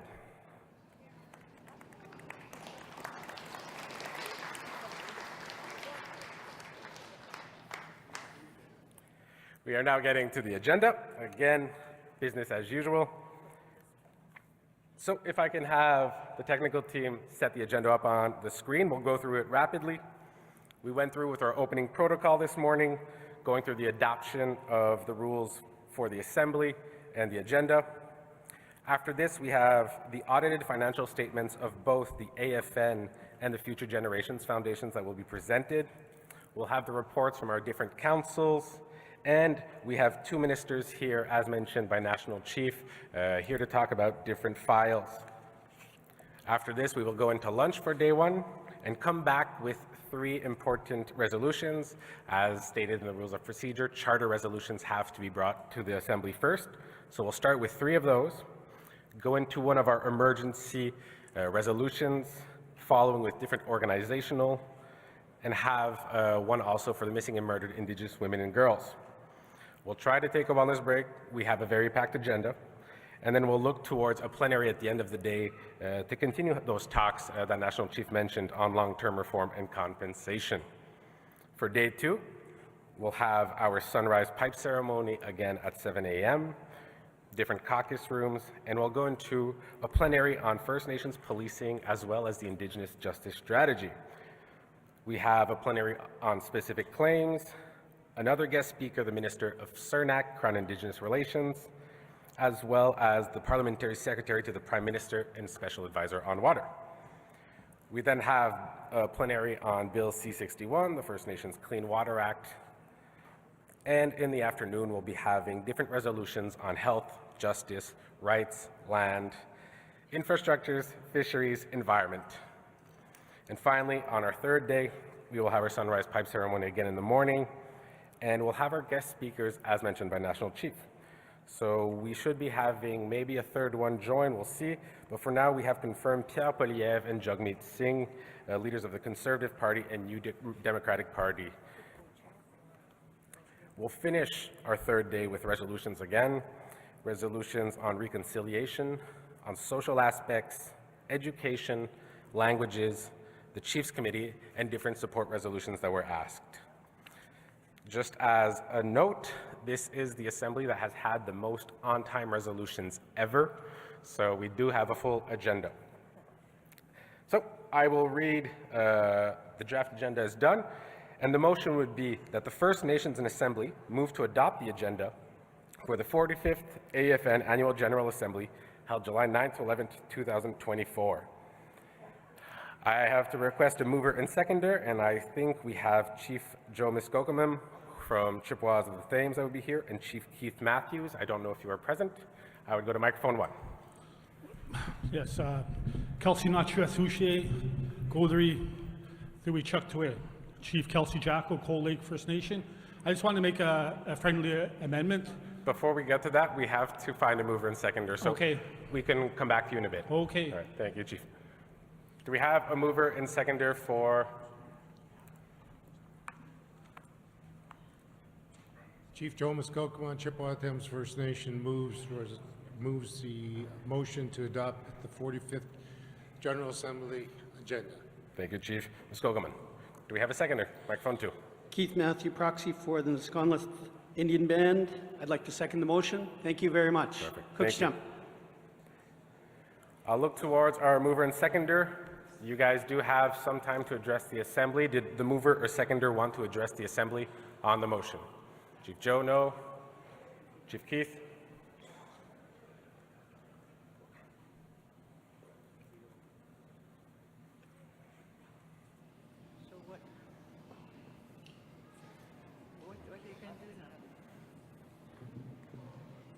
Would you like to address the Assembly to start?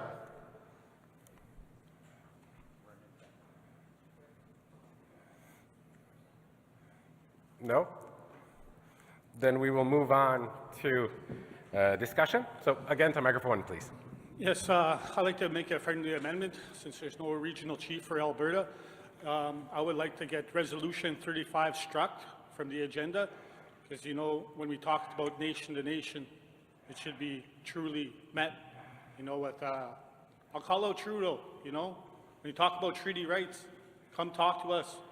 You know, you don't speak for Cold Lake, you don't speak for the tribal trees, and matter of fact, you don't speak for Alberta. You know, we talk about charter change, you know, about voting, so that'll be looked at, but I'll speak on that. But I would like Resolution 35 being struck, because AFN is no signatory to treaty, so I would like to get it struck, if that's all right with you guys. Thank you for the proposition. So just for clarification, Chiefs, the resolution that is mentioned, draft resolution 35, is the Chiefs Committee resolution that would happen Thursday afternoon. So I will look towards our mover and seconder to see if you accept the amendment or reject it. Chief Joe. Thank you very much, Mr. Chairman. I would refer you to the previous rules of the Assembly which have been adopted.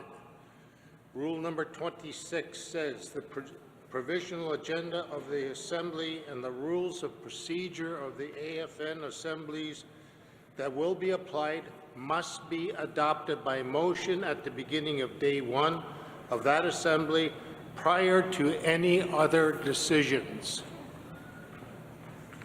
Rule number 39, Chairman's responsibility.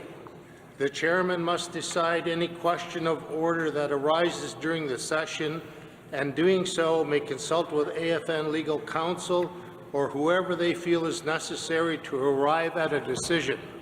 Rule number 40, the Chairman must call upon to make a decision on procedural matters, such as whether to allow a type of motion or whether a vote should be taken by a show of hands or a secret ballot. I refer the Chair to those three provisions of the adopted rules of the Assembly, and I would say to my friend that when Resolution 35 comes up, that request should be put forward at that time, and I leave it to the Chair's discretion on how to manage it. Thank you, Chief Joe. So what I understand is that the motion to amend and remove Resolution 35 is refused, and we will get to it once we get to it in the agenda. We can have those discussions at that point, let the Assembly decide.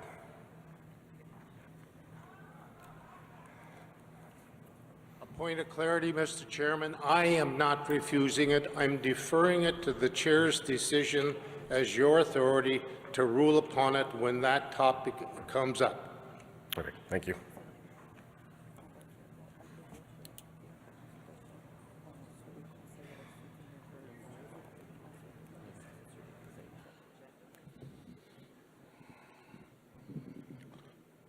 Awesome.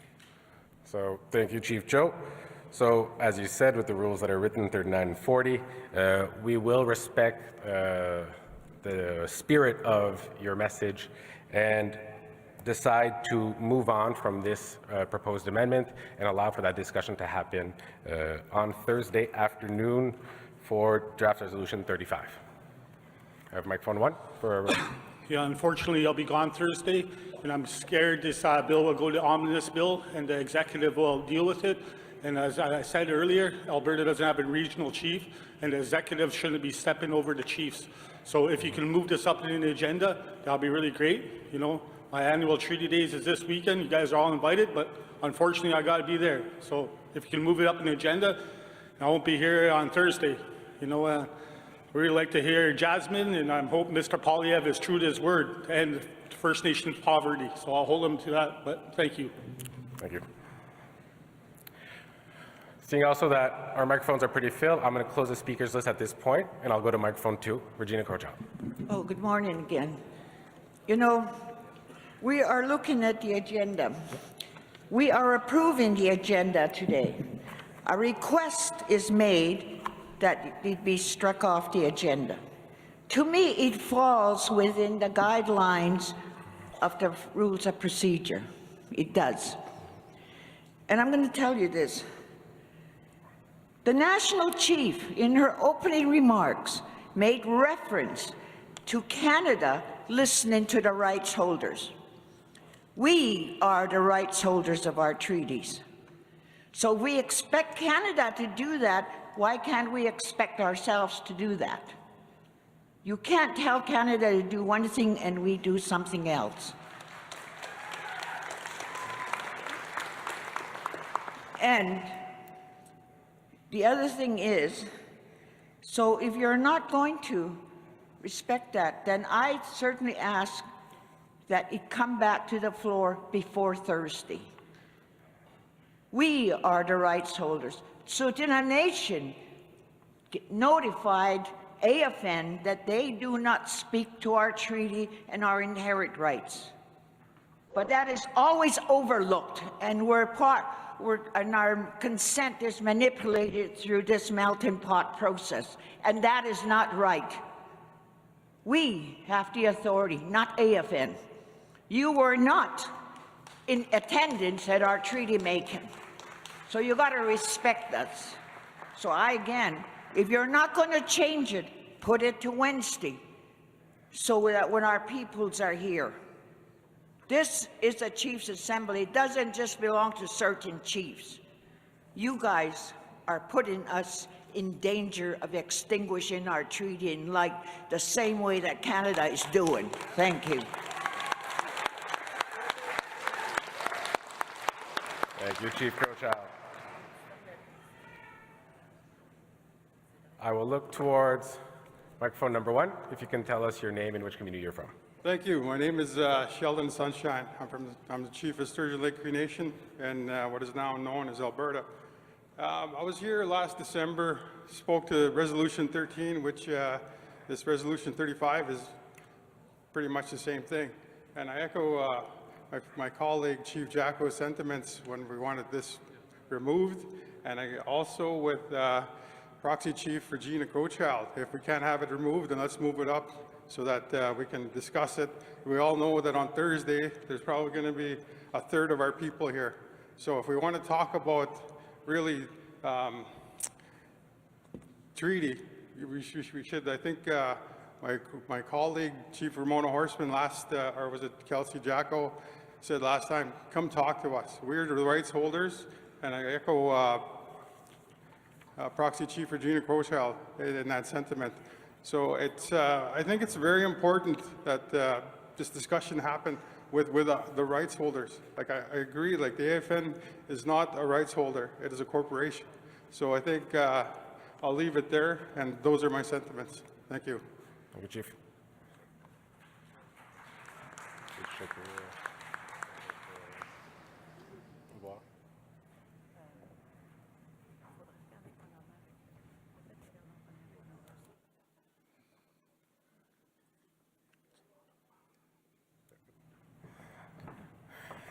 So what I'm understanding is that there's a request to move then or draft resolution 35 to Wednesday. So I would look towards our mover and seconder to see if you agree with this change of moving resolution 35, which was originally on Thursday afternoon, to Wednesday. And I would look towards our resolutions team to see where we could insert the resolution if the motion is amended.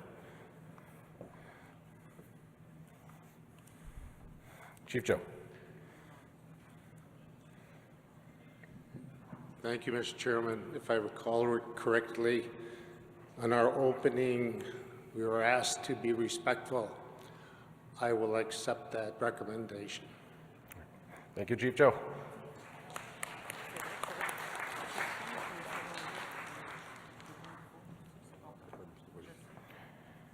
Perfect. So I will work with the resolutions team and my co-chairs to find an appropriate moment for this, but the proposed amendment is to add agenda or draft resolution 35 to the agenda on Wednesday and has been accepted. I'll then move over to microphone 2.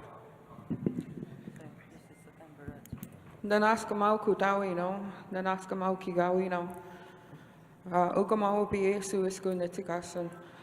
First, I'd like to thank the Creator. Secondly, I'd like to thank all mothers, including Mother Earth.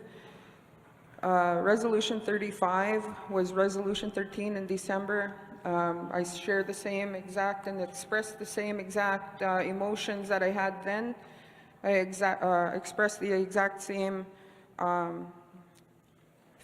won't even say emotions, like this is protecting our people.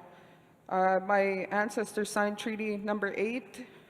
Nobody else signed for Treaty Number 8 that made the motion and seconded the motion to develop a Chief's table to develop a terms of reference for Treaty Number 8.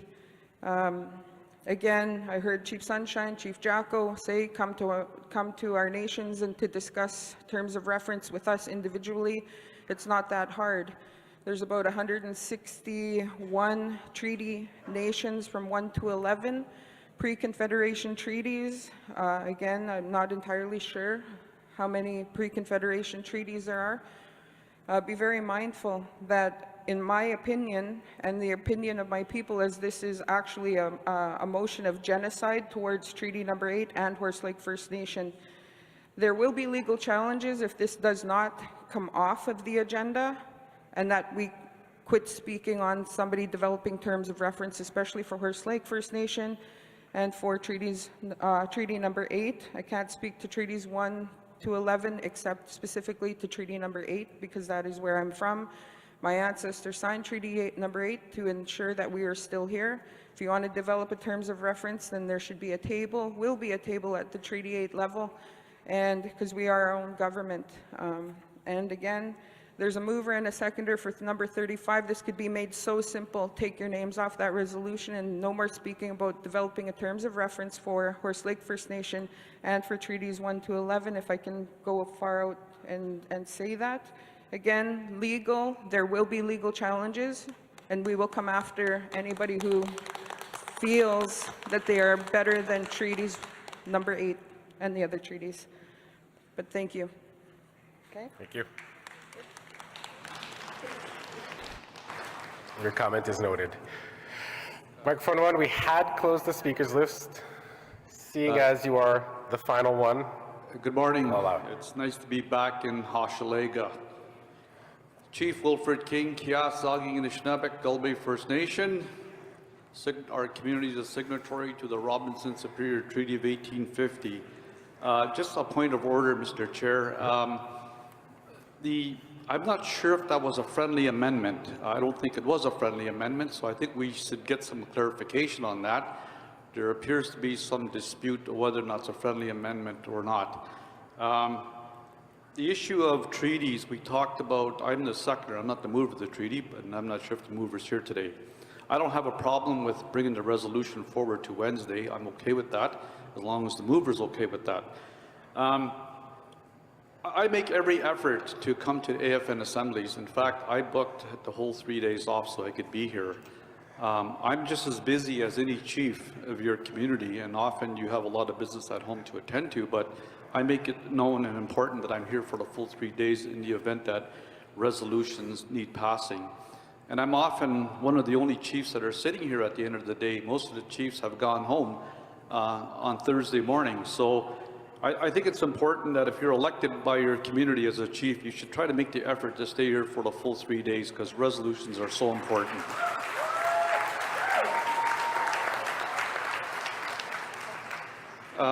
I think that, you know, I don't know what's happening with the Alberta region in terms of them not having a regional chief, but I don't think that's not an excuse for resolutions to be entertained.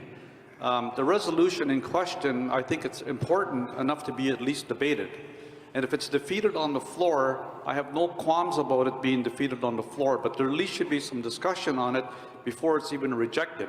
So I'm willing to allow it to be entertained on the third day, but there should be some discussion and debate, because right now our treaty rights are being extinguished in Ontario in regard to the mining system. The MLAS system in Ontario is basically extinguishing our rights, whether we like it or not, and there's nothing we can do about it. If you want to do something about your rights, that's the constitutional challenge that we have to make. Miigwech. Thank you, Chief King. So a point of order was raised on the question, so I will speak with my co-chairs and get back on the point.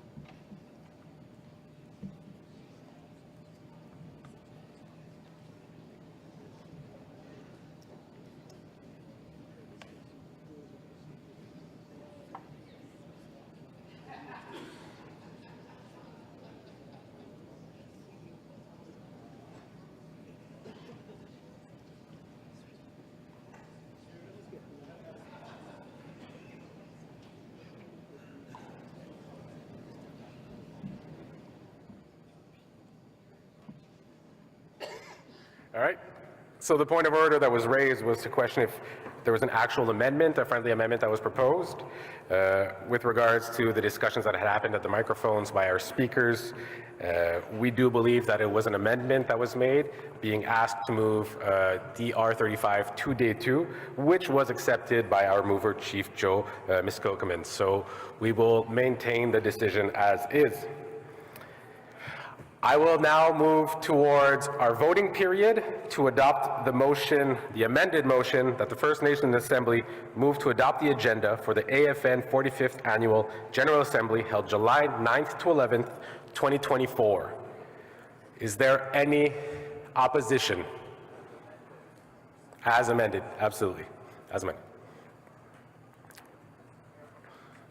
So we do have opposition that was raised.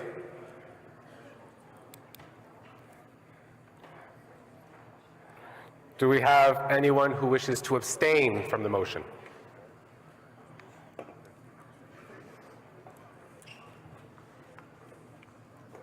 Seeing none, and seeing only a single opposition, the motion is adopted as amended.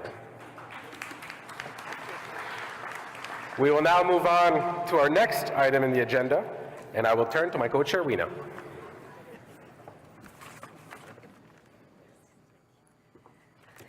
Congratulations to you all, the first two motions of the day. So let's get into business. And for that, we have minister's guest at 11:30 sharp. So what we will we propose to do is to first invite our guests for the audited financial statements, both for the AFN and for the Future Generations Foundation, formerly NIB Trust. And we will need to be finished in 21 minutes to be ready for our guests at 11:30. On that, I will now call up on the stage, first for the AFN audited financial statements. I will now call upon Guillaume Côté-Provencher, AFN CFO, as well as Anne-Marie Etier, Deloitte, to present the audited financial statements. Thank you very much. Over to you. Over to you. Elders, National Chief, Regional Chiefs, and all, Kwe, bonjour, good morning. My name is Anne-Marie Etier. Je me nomme Anne-Marie Etier. Je suis originaire. My name is Anne-Marie Etier. I'm from Kitigan, Zibi, Anishinaabe, and I as well am an associate in the audit section of Deloitte. Financial statements of the AFN as at March 31st, 2024.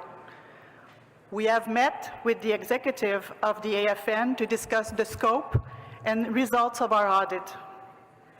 In accordance with Canadian auditing standards, our audit is designed to enable us to express an opinion on the fairness of the presentation of the AFN's annual financial statements, prepared in accordance with Canadian accounting standards for not-for-profit organizations. No restrictions have been placed on the scope of our audit. In performing the audit, we were giving full and complete access to the accounting records, supporting documentation, and other information requested. I also confirm that we are independent of the AFN. As the financial statements were approved by the executive, we have issued an unmodified auditor's report on the financial statements of the AFN for the year ended March 31st, 2024. In our opinion, the financial statements present fairly, in all material respects, the financial position of the AFN as at March 31st, 2024, and the results of its operation and its cash flow for the year then ended, in accordance with Canadian accounting standards for not-for-profit organizations. We have shared all the information necessary with the Executive Committee and management earlier this week. If you have any questions, they will address them. Miigwech.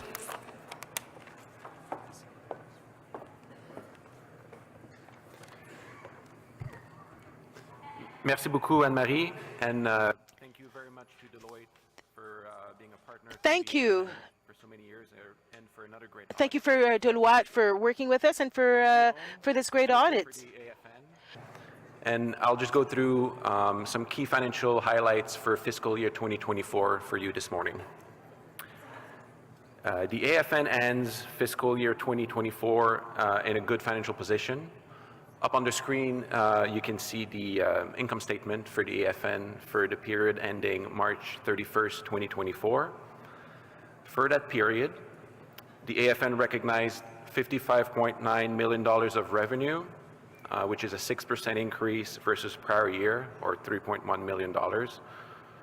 The majority of the revenue comes from funding contributions. We have many funding partners, Iskancernak being our largest, accounting for roughly 77% of funding recognized in FY24. The balance of revenue recognized by the AFN in fiscal 24 relates to activities such as trade shows. For the same period, the organization also recognized $54.9 million worth of expenses, again a 6% increase versus prior year, which is consistent with the funding that we've recognized over that period. Most of the expenses are tied to policy activities.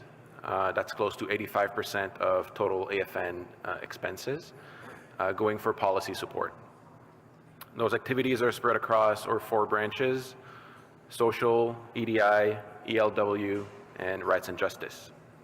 Social being our largest.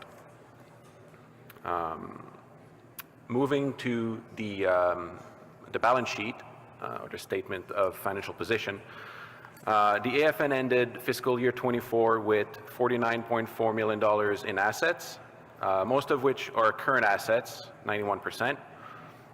The AFN ended the year with $32 million in cash on hand.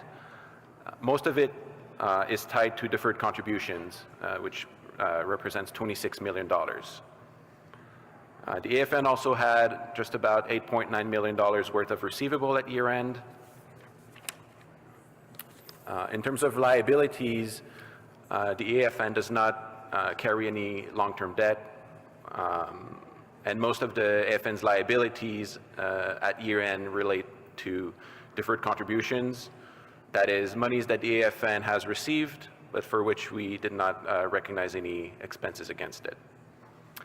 The other large bucket for liabilities is the payable, which again, we ended the year with $8.9 million worth of payables, just in line with our receivables. Those are the key highlights for fiscal year 2024 for the AFN. Thank you very much for your time.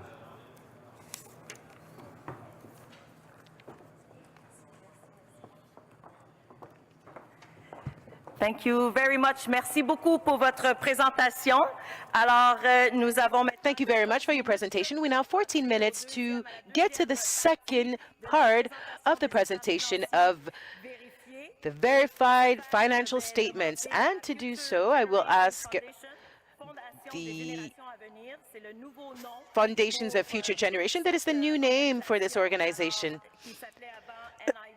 And they were named NIB Trust in the past. To that effect, I will now invite Askar Siwi to come to the microphone, and they will be accompanied by other people that they'll be able to present. And so thank you, Askar. Up to you.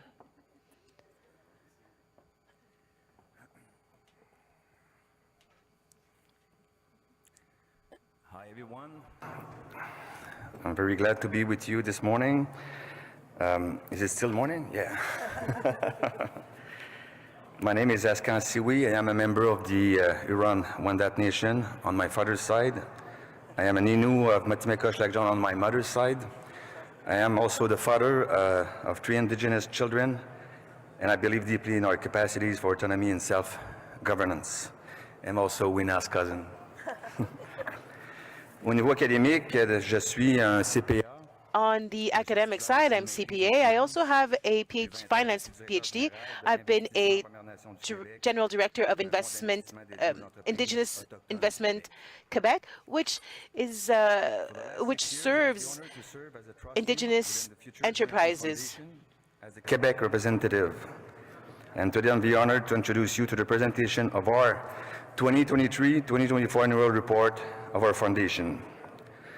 Before going further, I would like to acknowledge the presence of important people here in this room. J'aimerais souligner la présence des I would like to underline the important presence of certain members in the room. My regional chief, Ghislain Picard, who named me as a trustee on the foundation. Merci, Ghislain.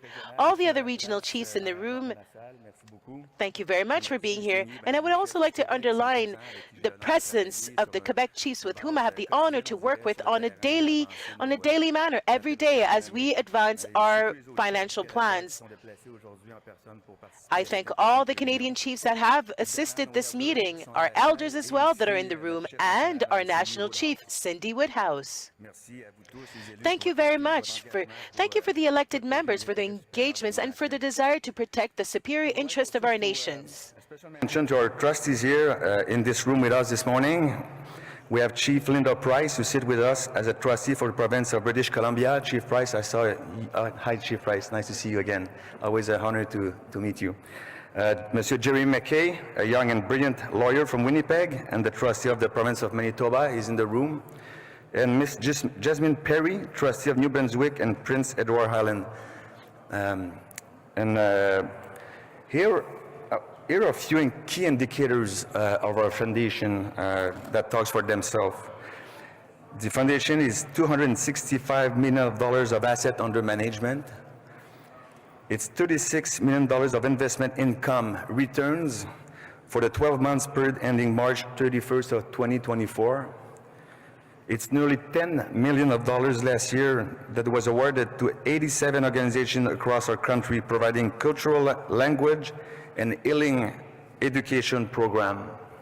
And finally, it's also $6 million that was awarded to over 1,300 individuals for scholarship, bursaries, and awards. I would like now to introduce Mrs. Naomi Rassett, our Executive Director, and Mrs. Lily G., our Finance Manager, who will present to you in more details the 2023-2024 annual report of our Future Generations Foundation. I would like to thank you all. Anna, have a nice day. Thank you.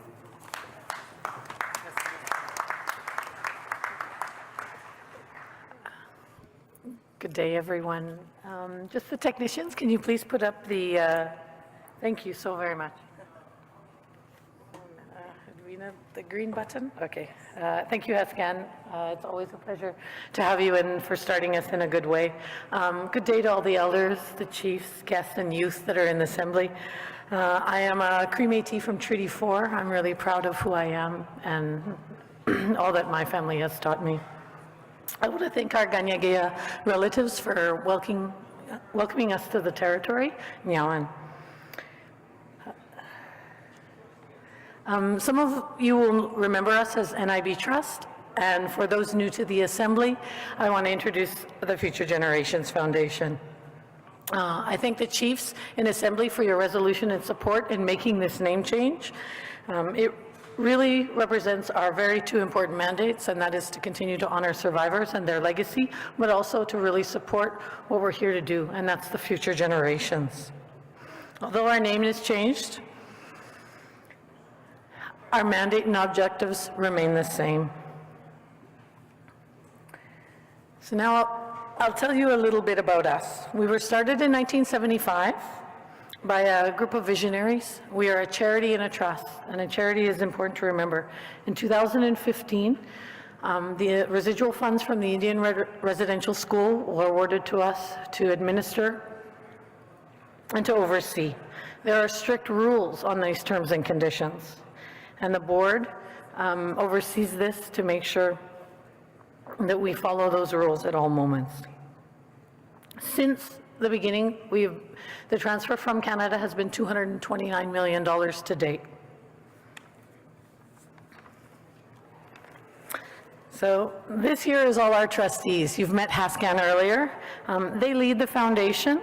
They ensure we're supporting as many eligible beneficiaries as possible. They provide strong governance and oversight, ensure the objectives of our charitable mandate. They overview the assets and investments of the trust, and they ensure transparency and accountability. The board has 7 strategic priorities. These 7 are our guiding star. They keep the foundation on the right path. The board is committed to keeping on these priorities. It supports how we emit resources effectively, ensure the time, money, and efforts are invested in the right places.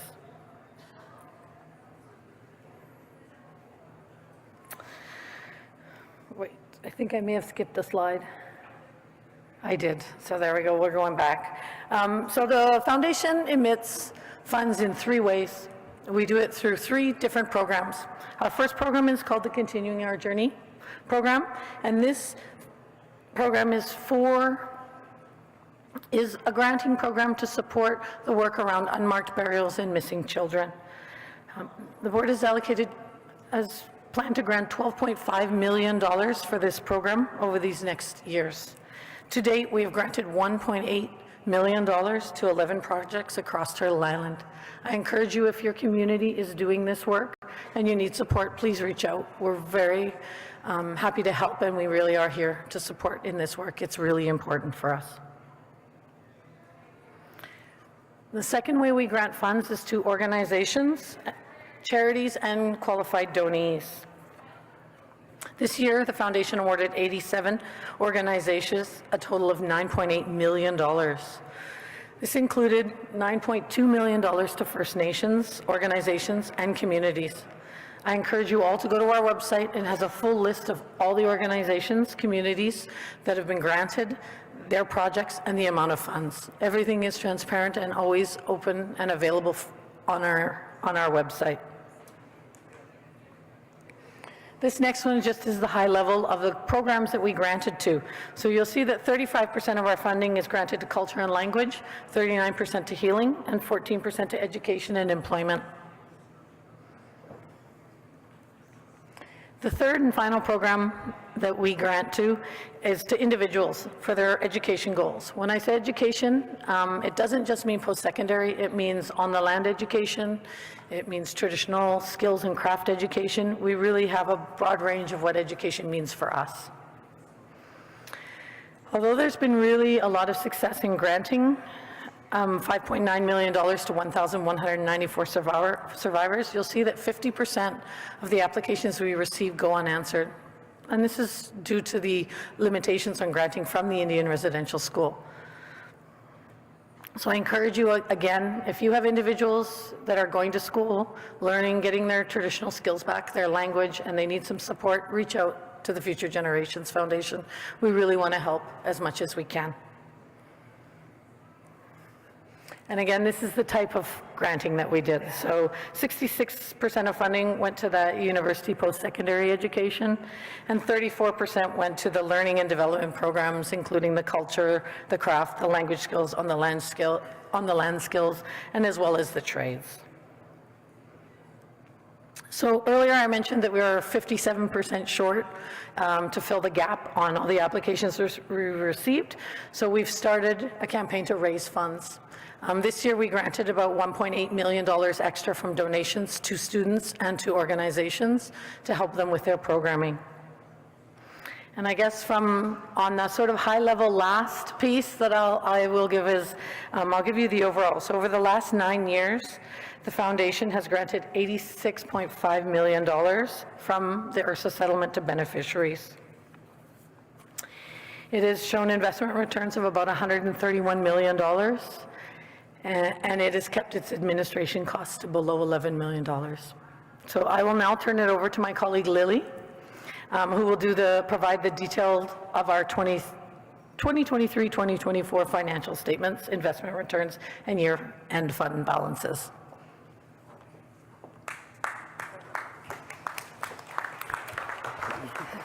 Thank you, Naomi. So next we have a quick update for the financial performance and the investment update for the Future Generations Foundation. So our total fund balance stood at $263 million at the year end. We achieved a total investment income of $36.51 million. Our distributions to beneficiaries amounted to $14.49 million, and we kept our administration expenses at $2.62 million. And the ERSA fund contributed $1.76 million, representing 13.91% of the total amount paid to our beneficiaries. Moving on to the next slide, the foundation achieved a positive return on investment of 15.5%, outperforming the benchmark by 1%. Here are some key points about our funds. We have a spending policy to deplete the education fund by 2035. Each year, 40% of the investment income is added to the legacy fund, securing future beneficiary disbursements beyond the 2035. The Métis fund will be fully expended by the end of 2026, fulfilling the obligations under the ERSA agreement. And for more information about the Future Generations Foundation, we really encourage you to visit our website, where you can find the full reports for our annual report and audited financial statements. These are also included in your meeting package. Thank you so much.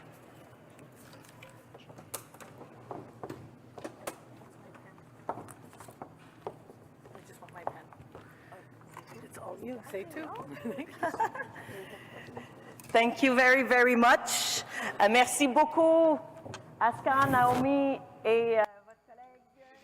Thank you, Merci beaucoup. Aska, Naomi, and your colleague, Ellie. Now that you are taking the exit right, I do acknowledge the chief at microphone number 1. Because we have our guests at 11:30, Minister, and it's 29. So microphone number 1, and then I'll pass the mic to my colleague, Cedric. So over microphone number 1. Good morning, Chief Wilfred King, Kiaslagi, Anishinaabe, Gulbay First Nation. I want to know what happened in terms of the audited financial statements. I left to go to the washroom, and I shouldn't have left, but normally, we would adopt those audit statements. I just need a clarification on that. Why did that happen? And some of the chiefs had asked me to ask that question as well. They weren't sure on that process. Thank you, Chief King. A very important question, and thank you for asking that. So, financial statements from the last 10 years are posted on the AFN website. This is something I wanted you to know, so a quick reminder of that. And the other part of your question is related to the adoption. In an assembly, the rules are that financial statements are adopted by the executive and presented during the assembly. That's what has been done, and this is conform to the rules, and we always did that. It's the rule to follow, and it's related to the rules of an assembly. Yeah. So I hope this answers your question. Madam Chair, I've been coming to these meetings for 20 years, and I recall resolutions by the members to accept the audited financial statements. Moved, second, and then voted on. Thank you, microphone number 1. Thank you, Chief King. On that, I will now turn the floor over to my colleague Cedric for the next item on the agenda. Merci beaucoup. À toi, Cédric. Thank you. The mic is yours, Cedric. Hello again, everybody. So the next point on our agenda are 2 guest speakers. We have with us Minister Arif Irani, Minister of Justice and Attorney General of Canada, who will then be joined by Minister Dominique Leblanc, who is Minister of Public Safety, Democratic Institutions, and Intergovernmental Affairs. How we're going to work is each will speak for 5 minutes at the podium, and once that's done, we'll have a 20-minute period for questions. So once their presentations are done, we will turn to you and you can ask questions to either of our guests. But without further ado, I would look towards Minister Virani. and invite you to the stage.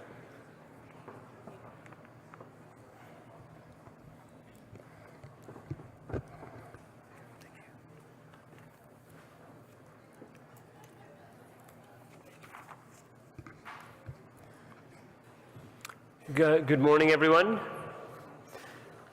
Hello, bonjour. It's a pleasure to be with all of you. C'est un grand honneur d'être ici à Montréal. It's a pleasure to be here in Montreal, place that was a meeting place for meeting and exchange between the nations. Here in Jojage, in Montreal, situated on the traditional territory of the Kanien'kehá:ka, a place which has long served as a site of meeting and exchange among many First Nations. I want to thank the woman immediately on my left, on your right, National Chief Cindy Woodhouse Nepinak, for the invitation to speak with all of you here today in person. I also want to acknowledge all of the chiefs, knowledge keepers, elders, youth representatives, and other distinguished attendees who are here today, both on the dais with me and immediately in front of me. I had the pleasure of speaking with some of you during the permanent bilateral mechanism meeting of the AFN leaders and federal cabinet ministers just last month. This process is a very important priority for our government. Working directly with you, Indigenous leaders and partners, was a commitment we made when we came into office first in 2015. The ongoing dialogue is an essential part of our broader work around nation rebuilding and reconciliation. That work includes ensuring that the rights of First Nations and all Indigenous peoples are upheld, recognized, and respected, and that Indigenous legal traditions thrive and coexist alongside Canadian law.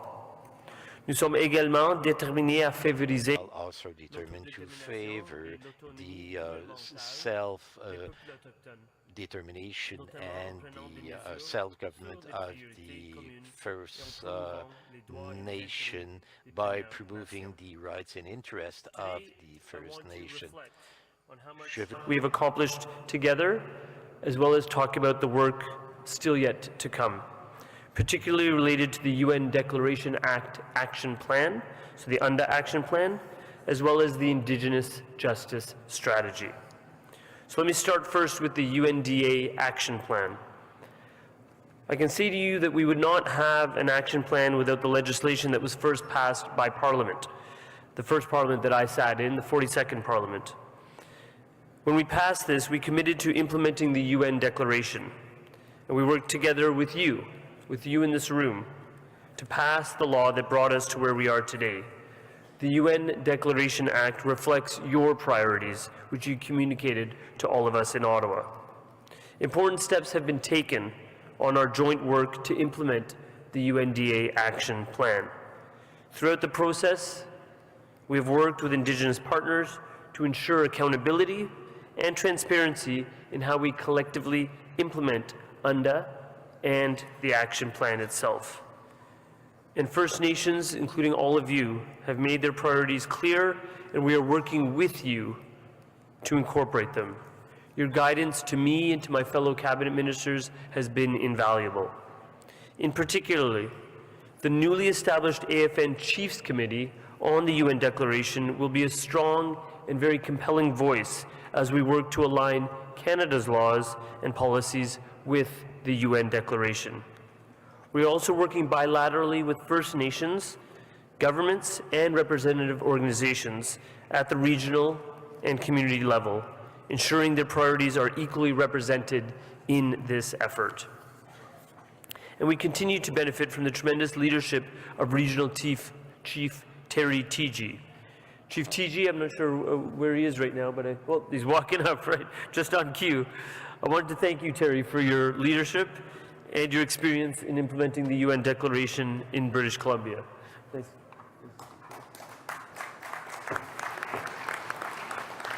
I feel like we're on sort of a 2-week cycle now, me and Terry, because I saw him at the PBM. I saw him when we were out in Chilcotin territory celebrating a very important landmark Supreme Court of Canada ruling giving the Chilcotin title to their lands, and I'm seeing him again. So I guess I'll see you in about the end of July, based on our schedule right now, Terry. But what I can say about Regional Chief Chiji is that we've learned so much from his work and the work collectively that he represents so that we can advance collectively at the federal level. Last year's release of the UNDA Action Plan was a key milestone in our journey together. The UNDA Action Plan is a result of a significant consultation and significant cooperation with First Nations and other Indigenous peoples from across Canada. It sets out a distinctions-based roadmap of actions to implement the UN Declaration. Implementing the action plan's 181 measures, which include a number of shared priorities along with those specific to First Nations, is key to advancing Indigenous peoples' rights to self-determination and all of the rights and principles set out in the UN Declaration. Our government remains fully committed to working in consultation and cooperation with First Nations rights holders and representative organizations to ensure that the UN Declaration, the UNDA, and the Action Plan are fully implemented here in Canada. What I can say is that we are making progress, as the UNDA annual report suggests, but I'm not blind to the fact that we have plenty of work in front of us. The National Chief reminds me of that all of the time. We want to be the government that continues that work in partnership with you. And I know you would like things to be moving more quickly and have the work to implement UNDA and the action plan more supported. I want to find solutions, and I'm committed to finding solutions together with all of you. I'm confident we're moving in the right direction. I want to acknowledge the work of the Chiefs Committee on UNDRIP, as well as the joint work being done by AFN, Justice Canada, UNDA Working Group, so the joint working group that we have struck. I want to turn to the Action Plan's Shared Priorities Measure 28. In that provision, Shared Priority Measure 28 deals with developing an Indigenous justice strategy.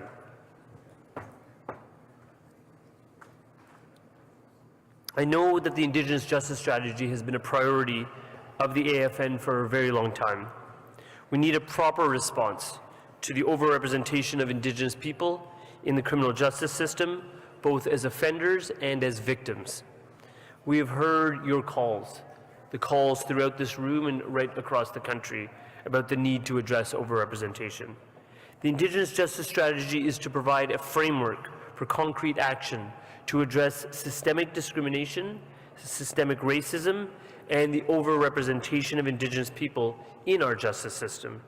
The strategy must accurately reflect the distinct needs and priorities of First Nations, Inuit, and Métis right across the country. That is why we've been working to balance the need for urgency with the need to take appropriate time to ensure the strategy is properly co-developed. We heard you when you called on us to ensure co-development of the strategy. We revised the mandate of the Indigenous Justice Strategy to make this happen. It must match your ambitions and it must match your priorities. And with the renewed federal funding included in the recent budget, more than $25 million over the next 3 years, we are ready for the next phase. That involves consultation and cooperation with Indigenous partners, as well as with provinces and territories on what we call the Key Elements Consultation Draft. We need to get this work done quickly. I think you will all understand why. The runway for implementation is getting shorter. Time is not our ally. My goal is to finalize and deliver the IJS later this year in 2024, so we can start to implement the Indigenous Justice Strategy in 2025. I would also note here that our budget of this year, the 2024 budget, includes immediate investments in the Indigenous Justice Program and the Indigenous Court Worker Program, as well as funding to support, and this is important, the revitalization of Indigenous laws, justice systems, and legal traditions, something that I've heard about from many of you literally across the country.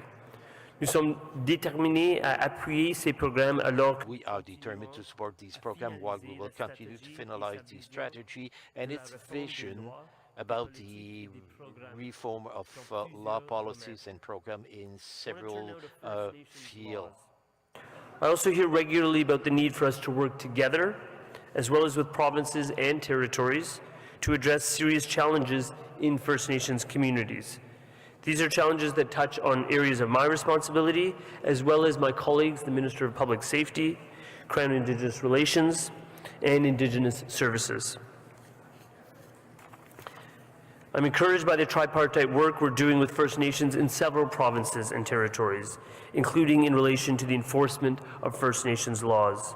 We can only succeed when we collaborate among federal, provincial, and Indigenous governments.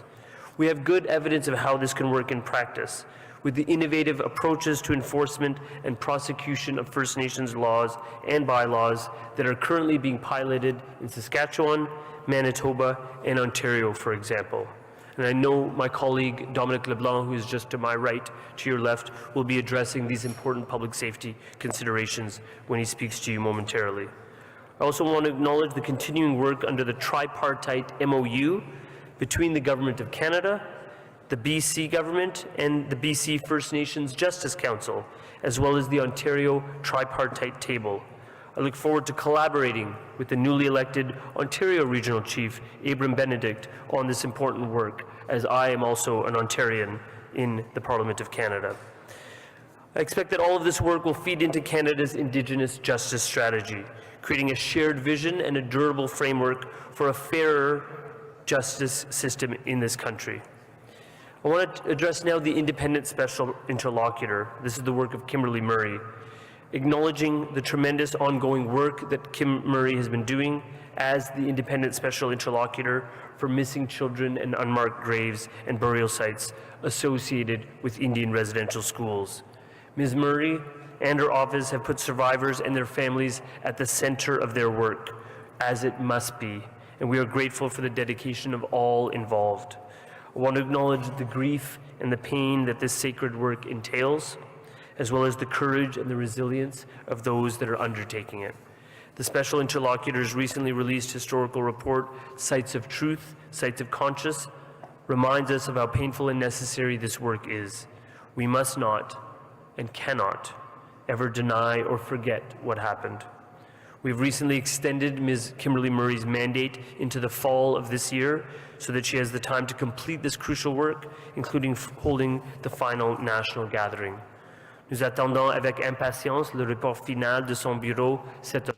We are expecting her to file her report this fall. We are expecting some detailed recommendations regarding the respect of unmarked graves and recommendations regarding honoring the children who were never brought back to their families. So, as a journey, there's no set destination or a clear arrival point. But there are milestones along the way that we can use to mark our progress and to spur us onward.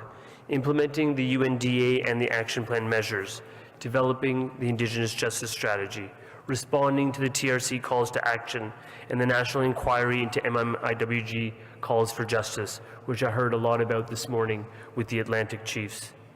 All of these are touchstones for challenging but transformational work, and we are doing it together as partners and as allies. I'm encouraged by our progress. Together, I believe we can achieve the vision embodied in the UN Declaration to uphold Indigenous human rights, to combat systemic racism and discrimination, to advance reconciliation, healing, and peace. Thank you very much. Merci beaucoup. Nyawa miigwech.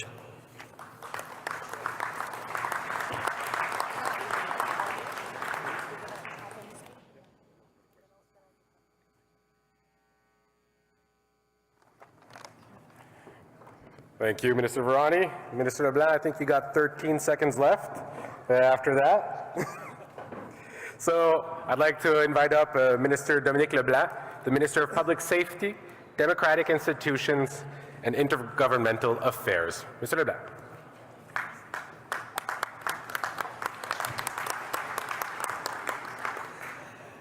Alors, merci. Thank you very much. Bonjour. Thank you to the elders, leaders, delegates, regional chiefs, and other chiefs present, and particularly to National Chief Woodhouse Nepinak for the invitation to join you today.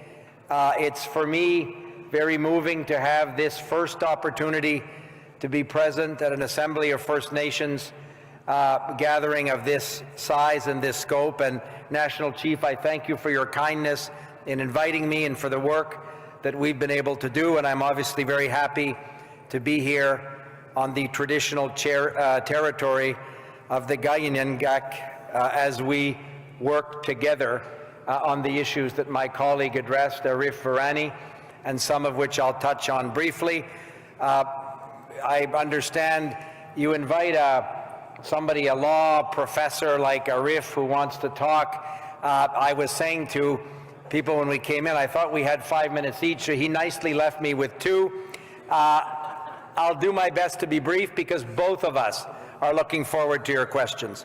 As Arif said, all teasing aside, as we move forward together to create safer communities and build stronger relationships, I would like to express to you my own commitment to reconciliation and advancing self-determination.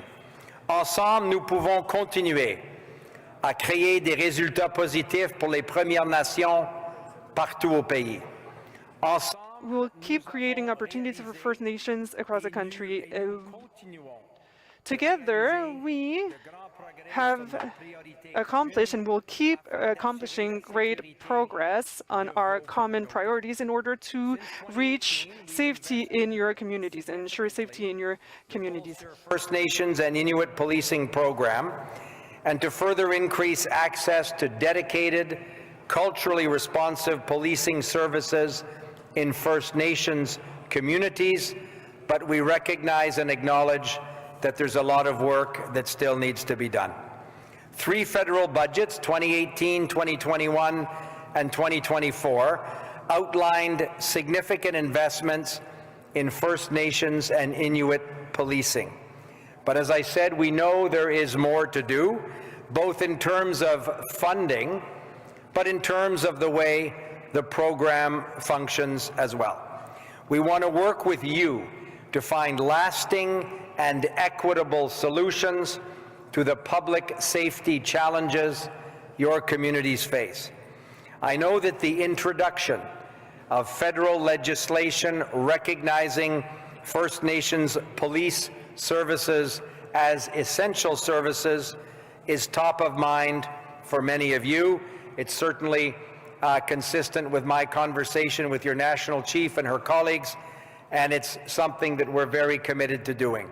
Over the last couple of years, we've collaborated towards future legislation with First Nations partners, as well as provinces and territories. Our objective is to ensure these services are well positioned to continue meeting the policing standards that you want for your communities and to respond to those communities' priorities as well. I want to recognize the AFN's work on the safety and policing issues that your communities face, and I especially want to acknowledge the work of your National Chief, of National Chief Woodhouse Nepinak, and her leadership on this important file. Et évidemment, le chef régional Picard. And of course, Regional Chief Picard played and keeps playing an essential role in this conversation. This law,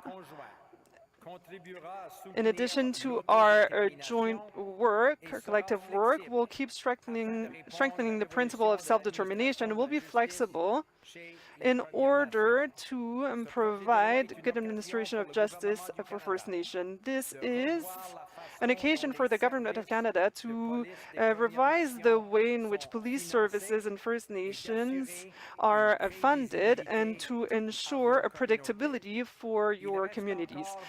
There is still a lot of work to be done, but we will make it. We will succeed together thanks to a collaboration and a continuous respect and a frank dialogue, an open dialogue as well. These were the very constructive experiences that I had with your National Chief. We will make sure that everyone feels safe in their community, and is our #1 priority for myself and for my government Thank you for inviting me to be here. It's a true honor. I appreciate the work that I've been able to do and the more work that we have to do together. And I wish you all a great week in this great Canadian city of Montreal. Merci beaucoup. Thank you very much.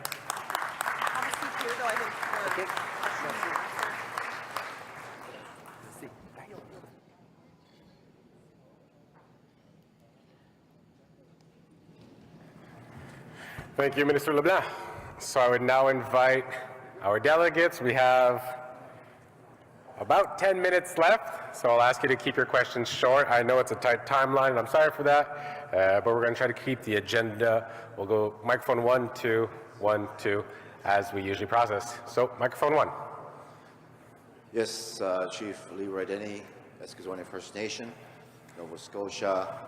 I want to join also our proxy here, Deanne Sack, with me on the situation happened in New Brunswick, and the person is my band member. She got into, she made a call in New Brunswick with the RCMP, and she ended up being arrested to try to intervene a troubled family member who had a mental health issue, and how they were mocking, the RCMP were mocking the individual, and they end up striking, her name is Christina, the woman, and it really caused an uproar on social media. And this has happened in your backyard, Minister, in New Brunswick. And I know that just a few years back, what happened to Chantal Moore for a wellness check, how she was shot by an officer, and now for Christina, just happened recently, how she was just, her face just got busted up. I have a picture, I'll show it soon, but I just want to mention that. I know there's an investigation for CERT, and I believe that we don't really trust CERT. We should have a involvement from our First Nations, from our leadership of some sort, or as a watchdog, that we don't trust it.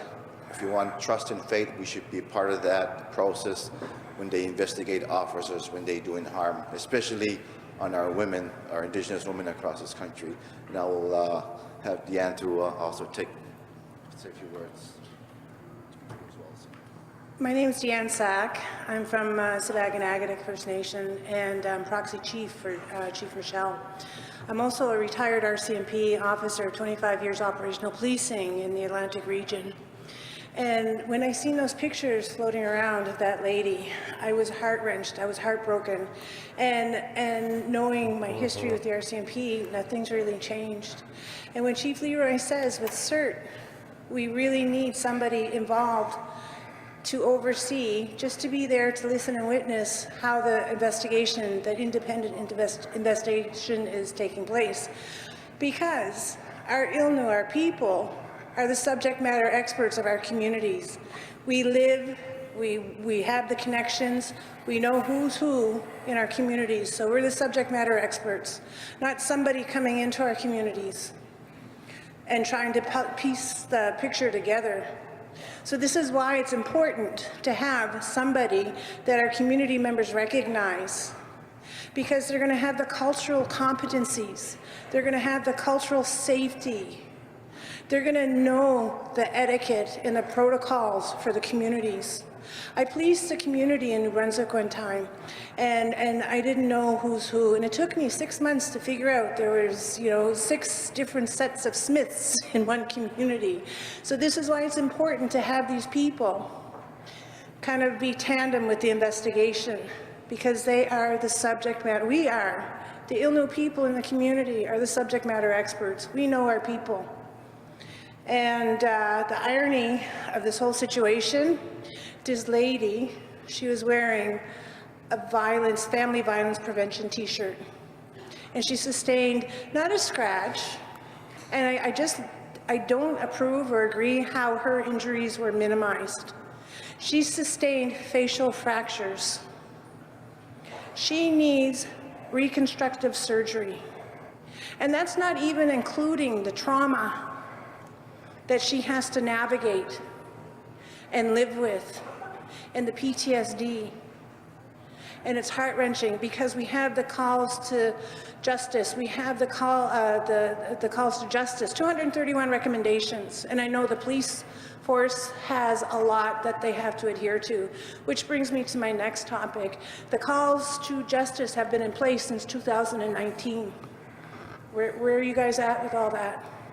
When do we get feedback on how you guys are processing those calls to justice? Is it a one hit it and quit it tick box and you're done? What sustainable changes are taking place that are going to be extended to the next generations? Sinogama.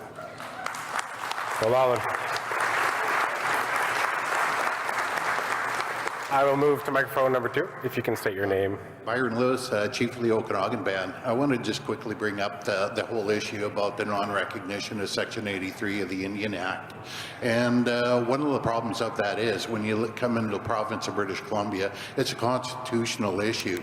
In 1871, when the province negotiated their entrance into Canada under Confederation, part of that agreement said that Indians and lands reserved for Indians are the responsibility of the Dominion of Canada.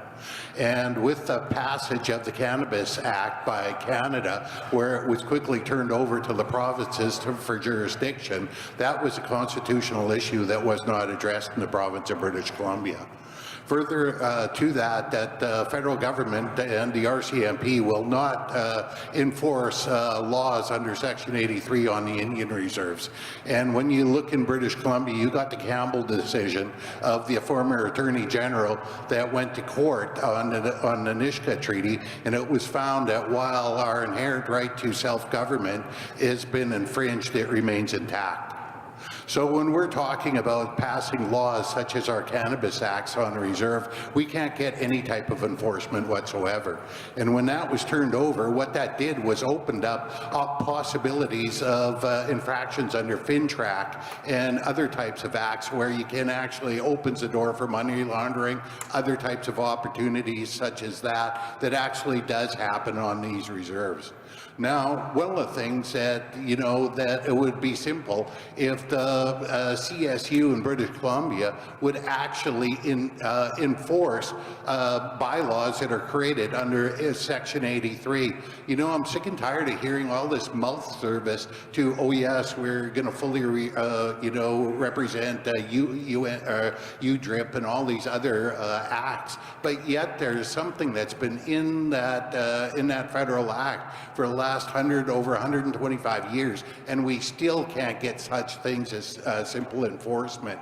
And when you look at Section 88 that was put in, I think in about 1951, that was not constitutional in the province of British Columbia based upon the Articles of Confederation of 1871. That does not recognize any jurisdiction other than the Dominion of Canada on federal reserves and with lands and Indians reserved for the Dominion of Canada. So I think that needs to be addressed because it's a constitutional issue, and also the enforcement of Section 83 bylaws are federal acts and should be respected as such.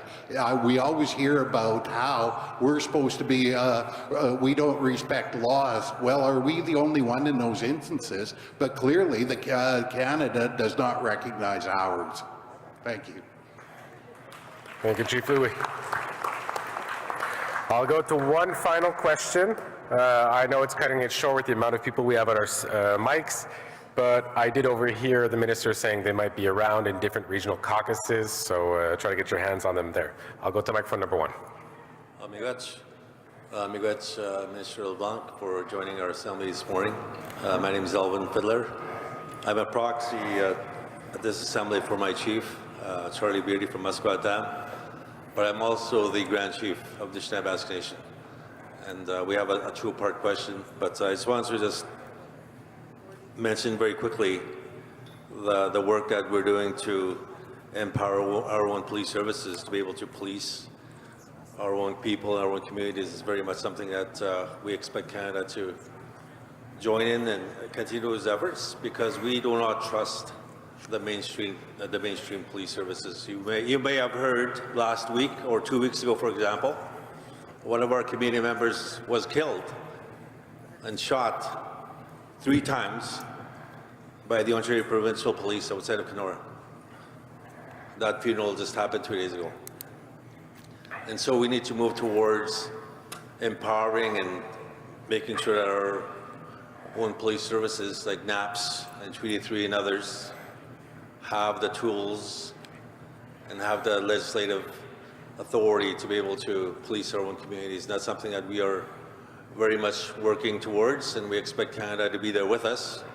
But I also just want to take this opportunity to introduce Kai Lu, who is currently the Executive Director of the Indigenous Police Chiefs of Ontario, to ask you a question as well. Thank you, Grand Chief, Minister. My name is Kai Lu, the Executive Director of the Indigenous Police Chiefs of Ontario. I bring 37 years of policing, of which I spent I was the Chief of Police for 3 police services, including the Treaty 3 Police Service, before retiring and taking the Executive Director position. IPCO represents 9 self-administered Indigenous police services in Ontario, which works with 86 First Nation communities across the province. Our commitment to community safety is to deliver adequate, effective, and culturally responsive policing. My question is based on what I am hearing from the communities we serve about Canada's proposed 2-track approach. We understand that Canada has recognized the distinction between public safety and justice by separating those into 2 different portfolios. Of course, there is an important relationship between safety and justice. However, Canada recognizes that community safety and policing belong in one portfolio overseen by one minister, who is now responsible for co-developing First Nation policing legislation. My question is, how can Public Safety Canada guarantee Indigenous self-determination and inherent jurisdictions will be respected with regards to public safety if those issues are removed from the proposed legislation and sent to some other table overseen by another ministry? Thank you. Thank you, Proxy Fiddler and Executive Director Liu. I will now turn it over to our 2 ministers to answer, and as I said, after that we will have to break for lunch. Ministers, do you want to come to the stage?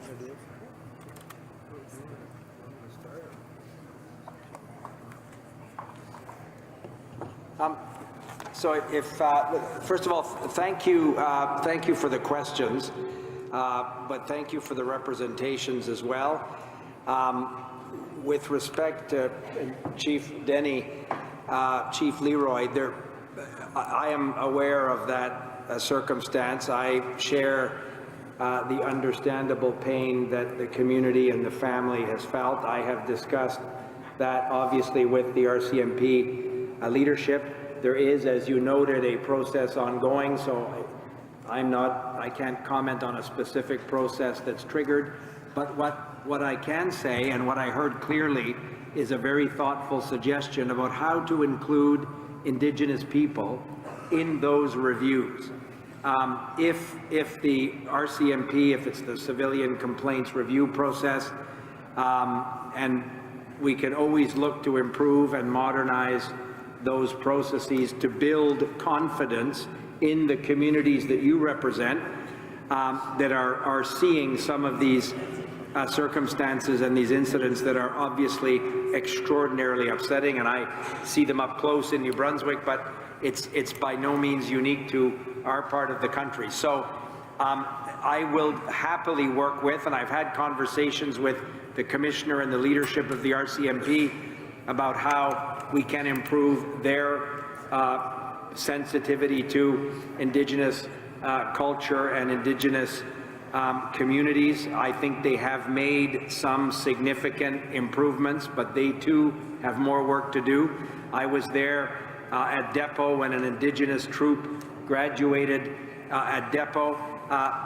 Those are small steps, but there are many more that we can take, and I very much like the idea of finding a way to have Indigenous, for all the reasons you said, subject matter experts, people who know the communities.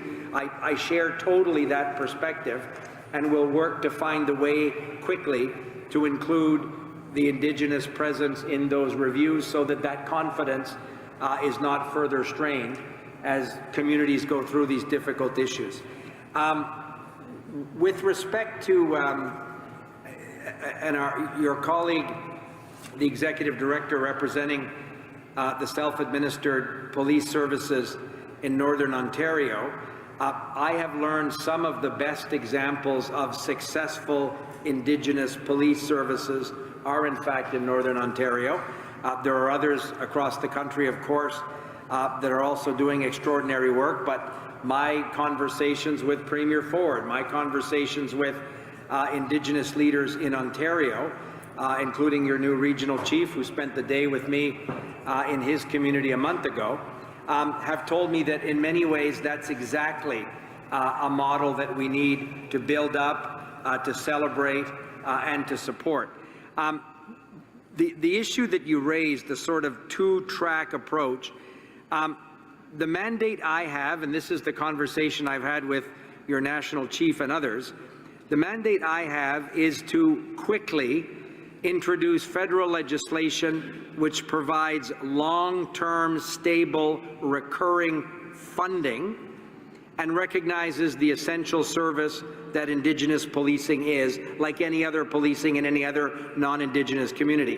When I first met Indigenous police leaders in Northern Ontario, the whole idea that the officers who are serving honorably and effectively in these communities don't know if on April 1st in a new fiscal year there's an allocation of money to continue their policing service makes no sense at all.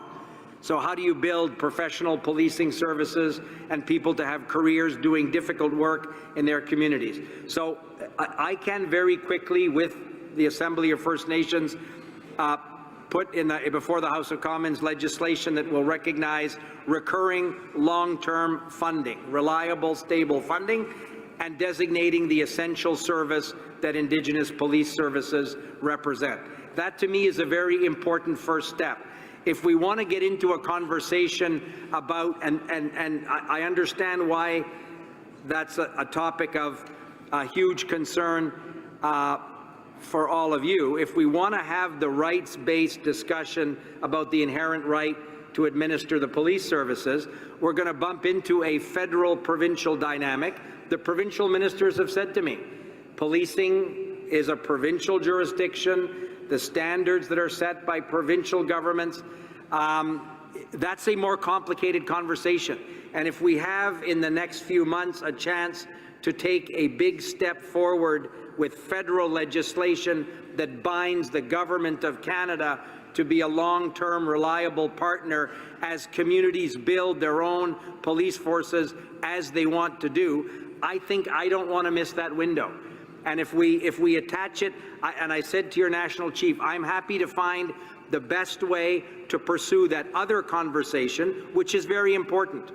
But if we want to tie those two together, in my judgment, we're not going to get, in the next few months, legislation before the House of Commons and miss an opportunity to take a big step forward together while finding the right way to continue working on the rights-based piece as well. And that's a commitment that I'm happy to make, and I'm happy to continue the conversation with your national chief and members that you determine are appropriate. Arif? Sure. I'll just jump in on a few points here. So, I mean, the two big themes that I think that came across from the four interventions that we just heard were issues that relate to shock and horror and disgust in terms of how that woman was treated in New Brunswick at the hands of law enforcement, and also just the baseline lack of trust. Right? So I heard that from Chief Leroy, who's right next to me, but I also heard that on the back end from Chief Fiddler and the Executive Director.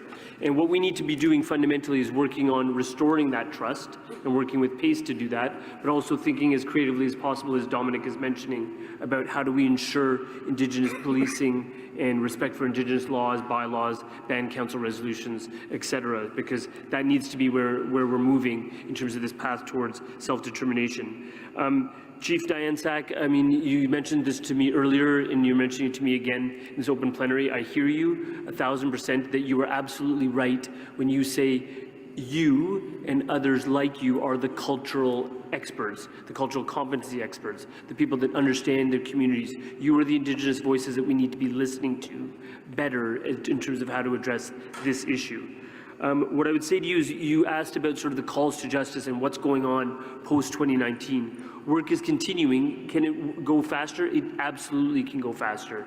What I'd say to you, to tie back to some of what I said in my opening remarks, is that that big document, which is this Indigenous Justice Strategy, dovetails with specific aspects of the calls to justice and the TRC calls to action. It's one piece, but it's an important piece that does right, ideally, once it's fully implemented, does right by women facing violence, but also by a whole host of Indigenous people that have been mistreated on this land. And with respect to, it was Chief Louis, with respect to the consultation piece on cannabis, and also about Section 83 and Section 88 of the Indian Act. I'd say just a couple of things as I reflect on that.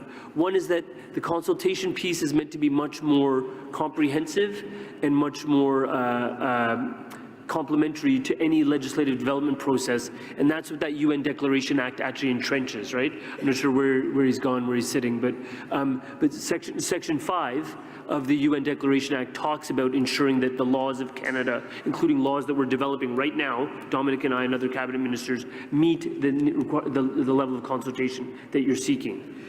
In terms of sort of specifically addressing, I think Dominic was addressing it in terms of his opening remarks, but it's this idea about ensuring that we recognize that Indigenous people know best what is right for their own communities. We've seen that over and over again on education initiatives out east. We've seen that with NAN in terms of what they've been doing in the region of Ontario. That's absolutely true, but the idea is that if you know how to keep your own community safe and keep them safe from, for example, substance abuse and addictions, predatory behaviors, you name it, then we need to be listening to that and allowing you to enforce your laws if there isn't a way for external law enforcement to be enforcing them. I think both can be true at the same time, but I think we need to be working on it with pace. And I commit to you quite openly that we will do that work because it is necessary, and that's a path forward. I've heard even in the hallways about concerns about substance use and addictions, and about how communities are not being kept safe even though you know what's right and what's best for your communities. We need to unlock that and empower that, and that's what we're committed to do. Thank you. LeBlanc. Thank you, Ministers LeBlanc and Virani. As said, due to time constraints, we will be closing the speakers list there. And I do believe that National Chief has a little token of recognition.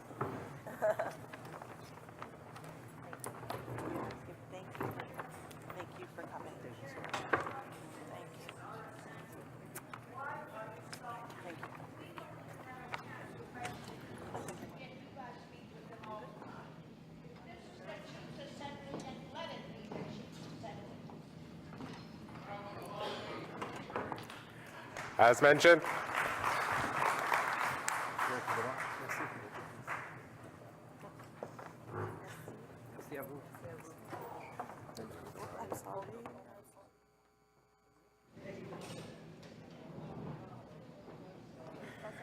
mentioned, I do understand that there are certain questions on closing the list, but we had to keep it with that time. They will be in the regional caucuses. However, as I said, we overheard them talking, so they will be available for questions in those caucuses.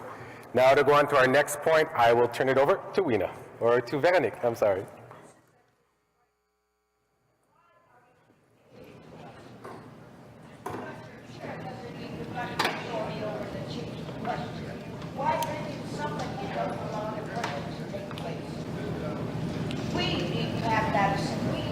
This assembly back to us, not with your chairman or the AFN.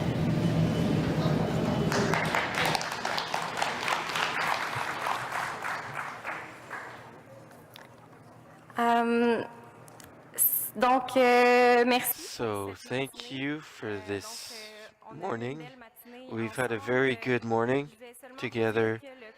I just want to say that the Youth Council, the council reports will be at 3:30, many people can understand what I'm saying. This morning we haven't have the time to do the council reports, so they will be at 3:30 p.m. And just a reminder that it's a maximum of 5 minutes per council. And as Cedric said earlier, it's the assembly with the most draft resolutions. So we ask you to be back at 1 p.m. sharp, even though, please, please, even though we are a bit late on schedule. And for the chiefs, you will have lunch in your caucus rooms, and for everyone, there are food carts. You can go to the Complexe Desjardins that is close by, or there are restaurants. Don't forget to have a look at the Circle of Trade that's just downstairs. And have a walk, have some fresh air. Have a good lunch. See you at 1.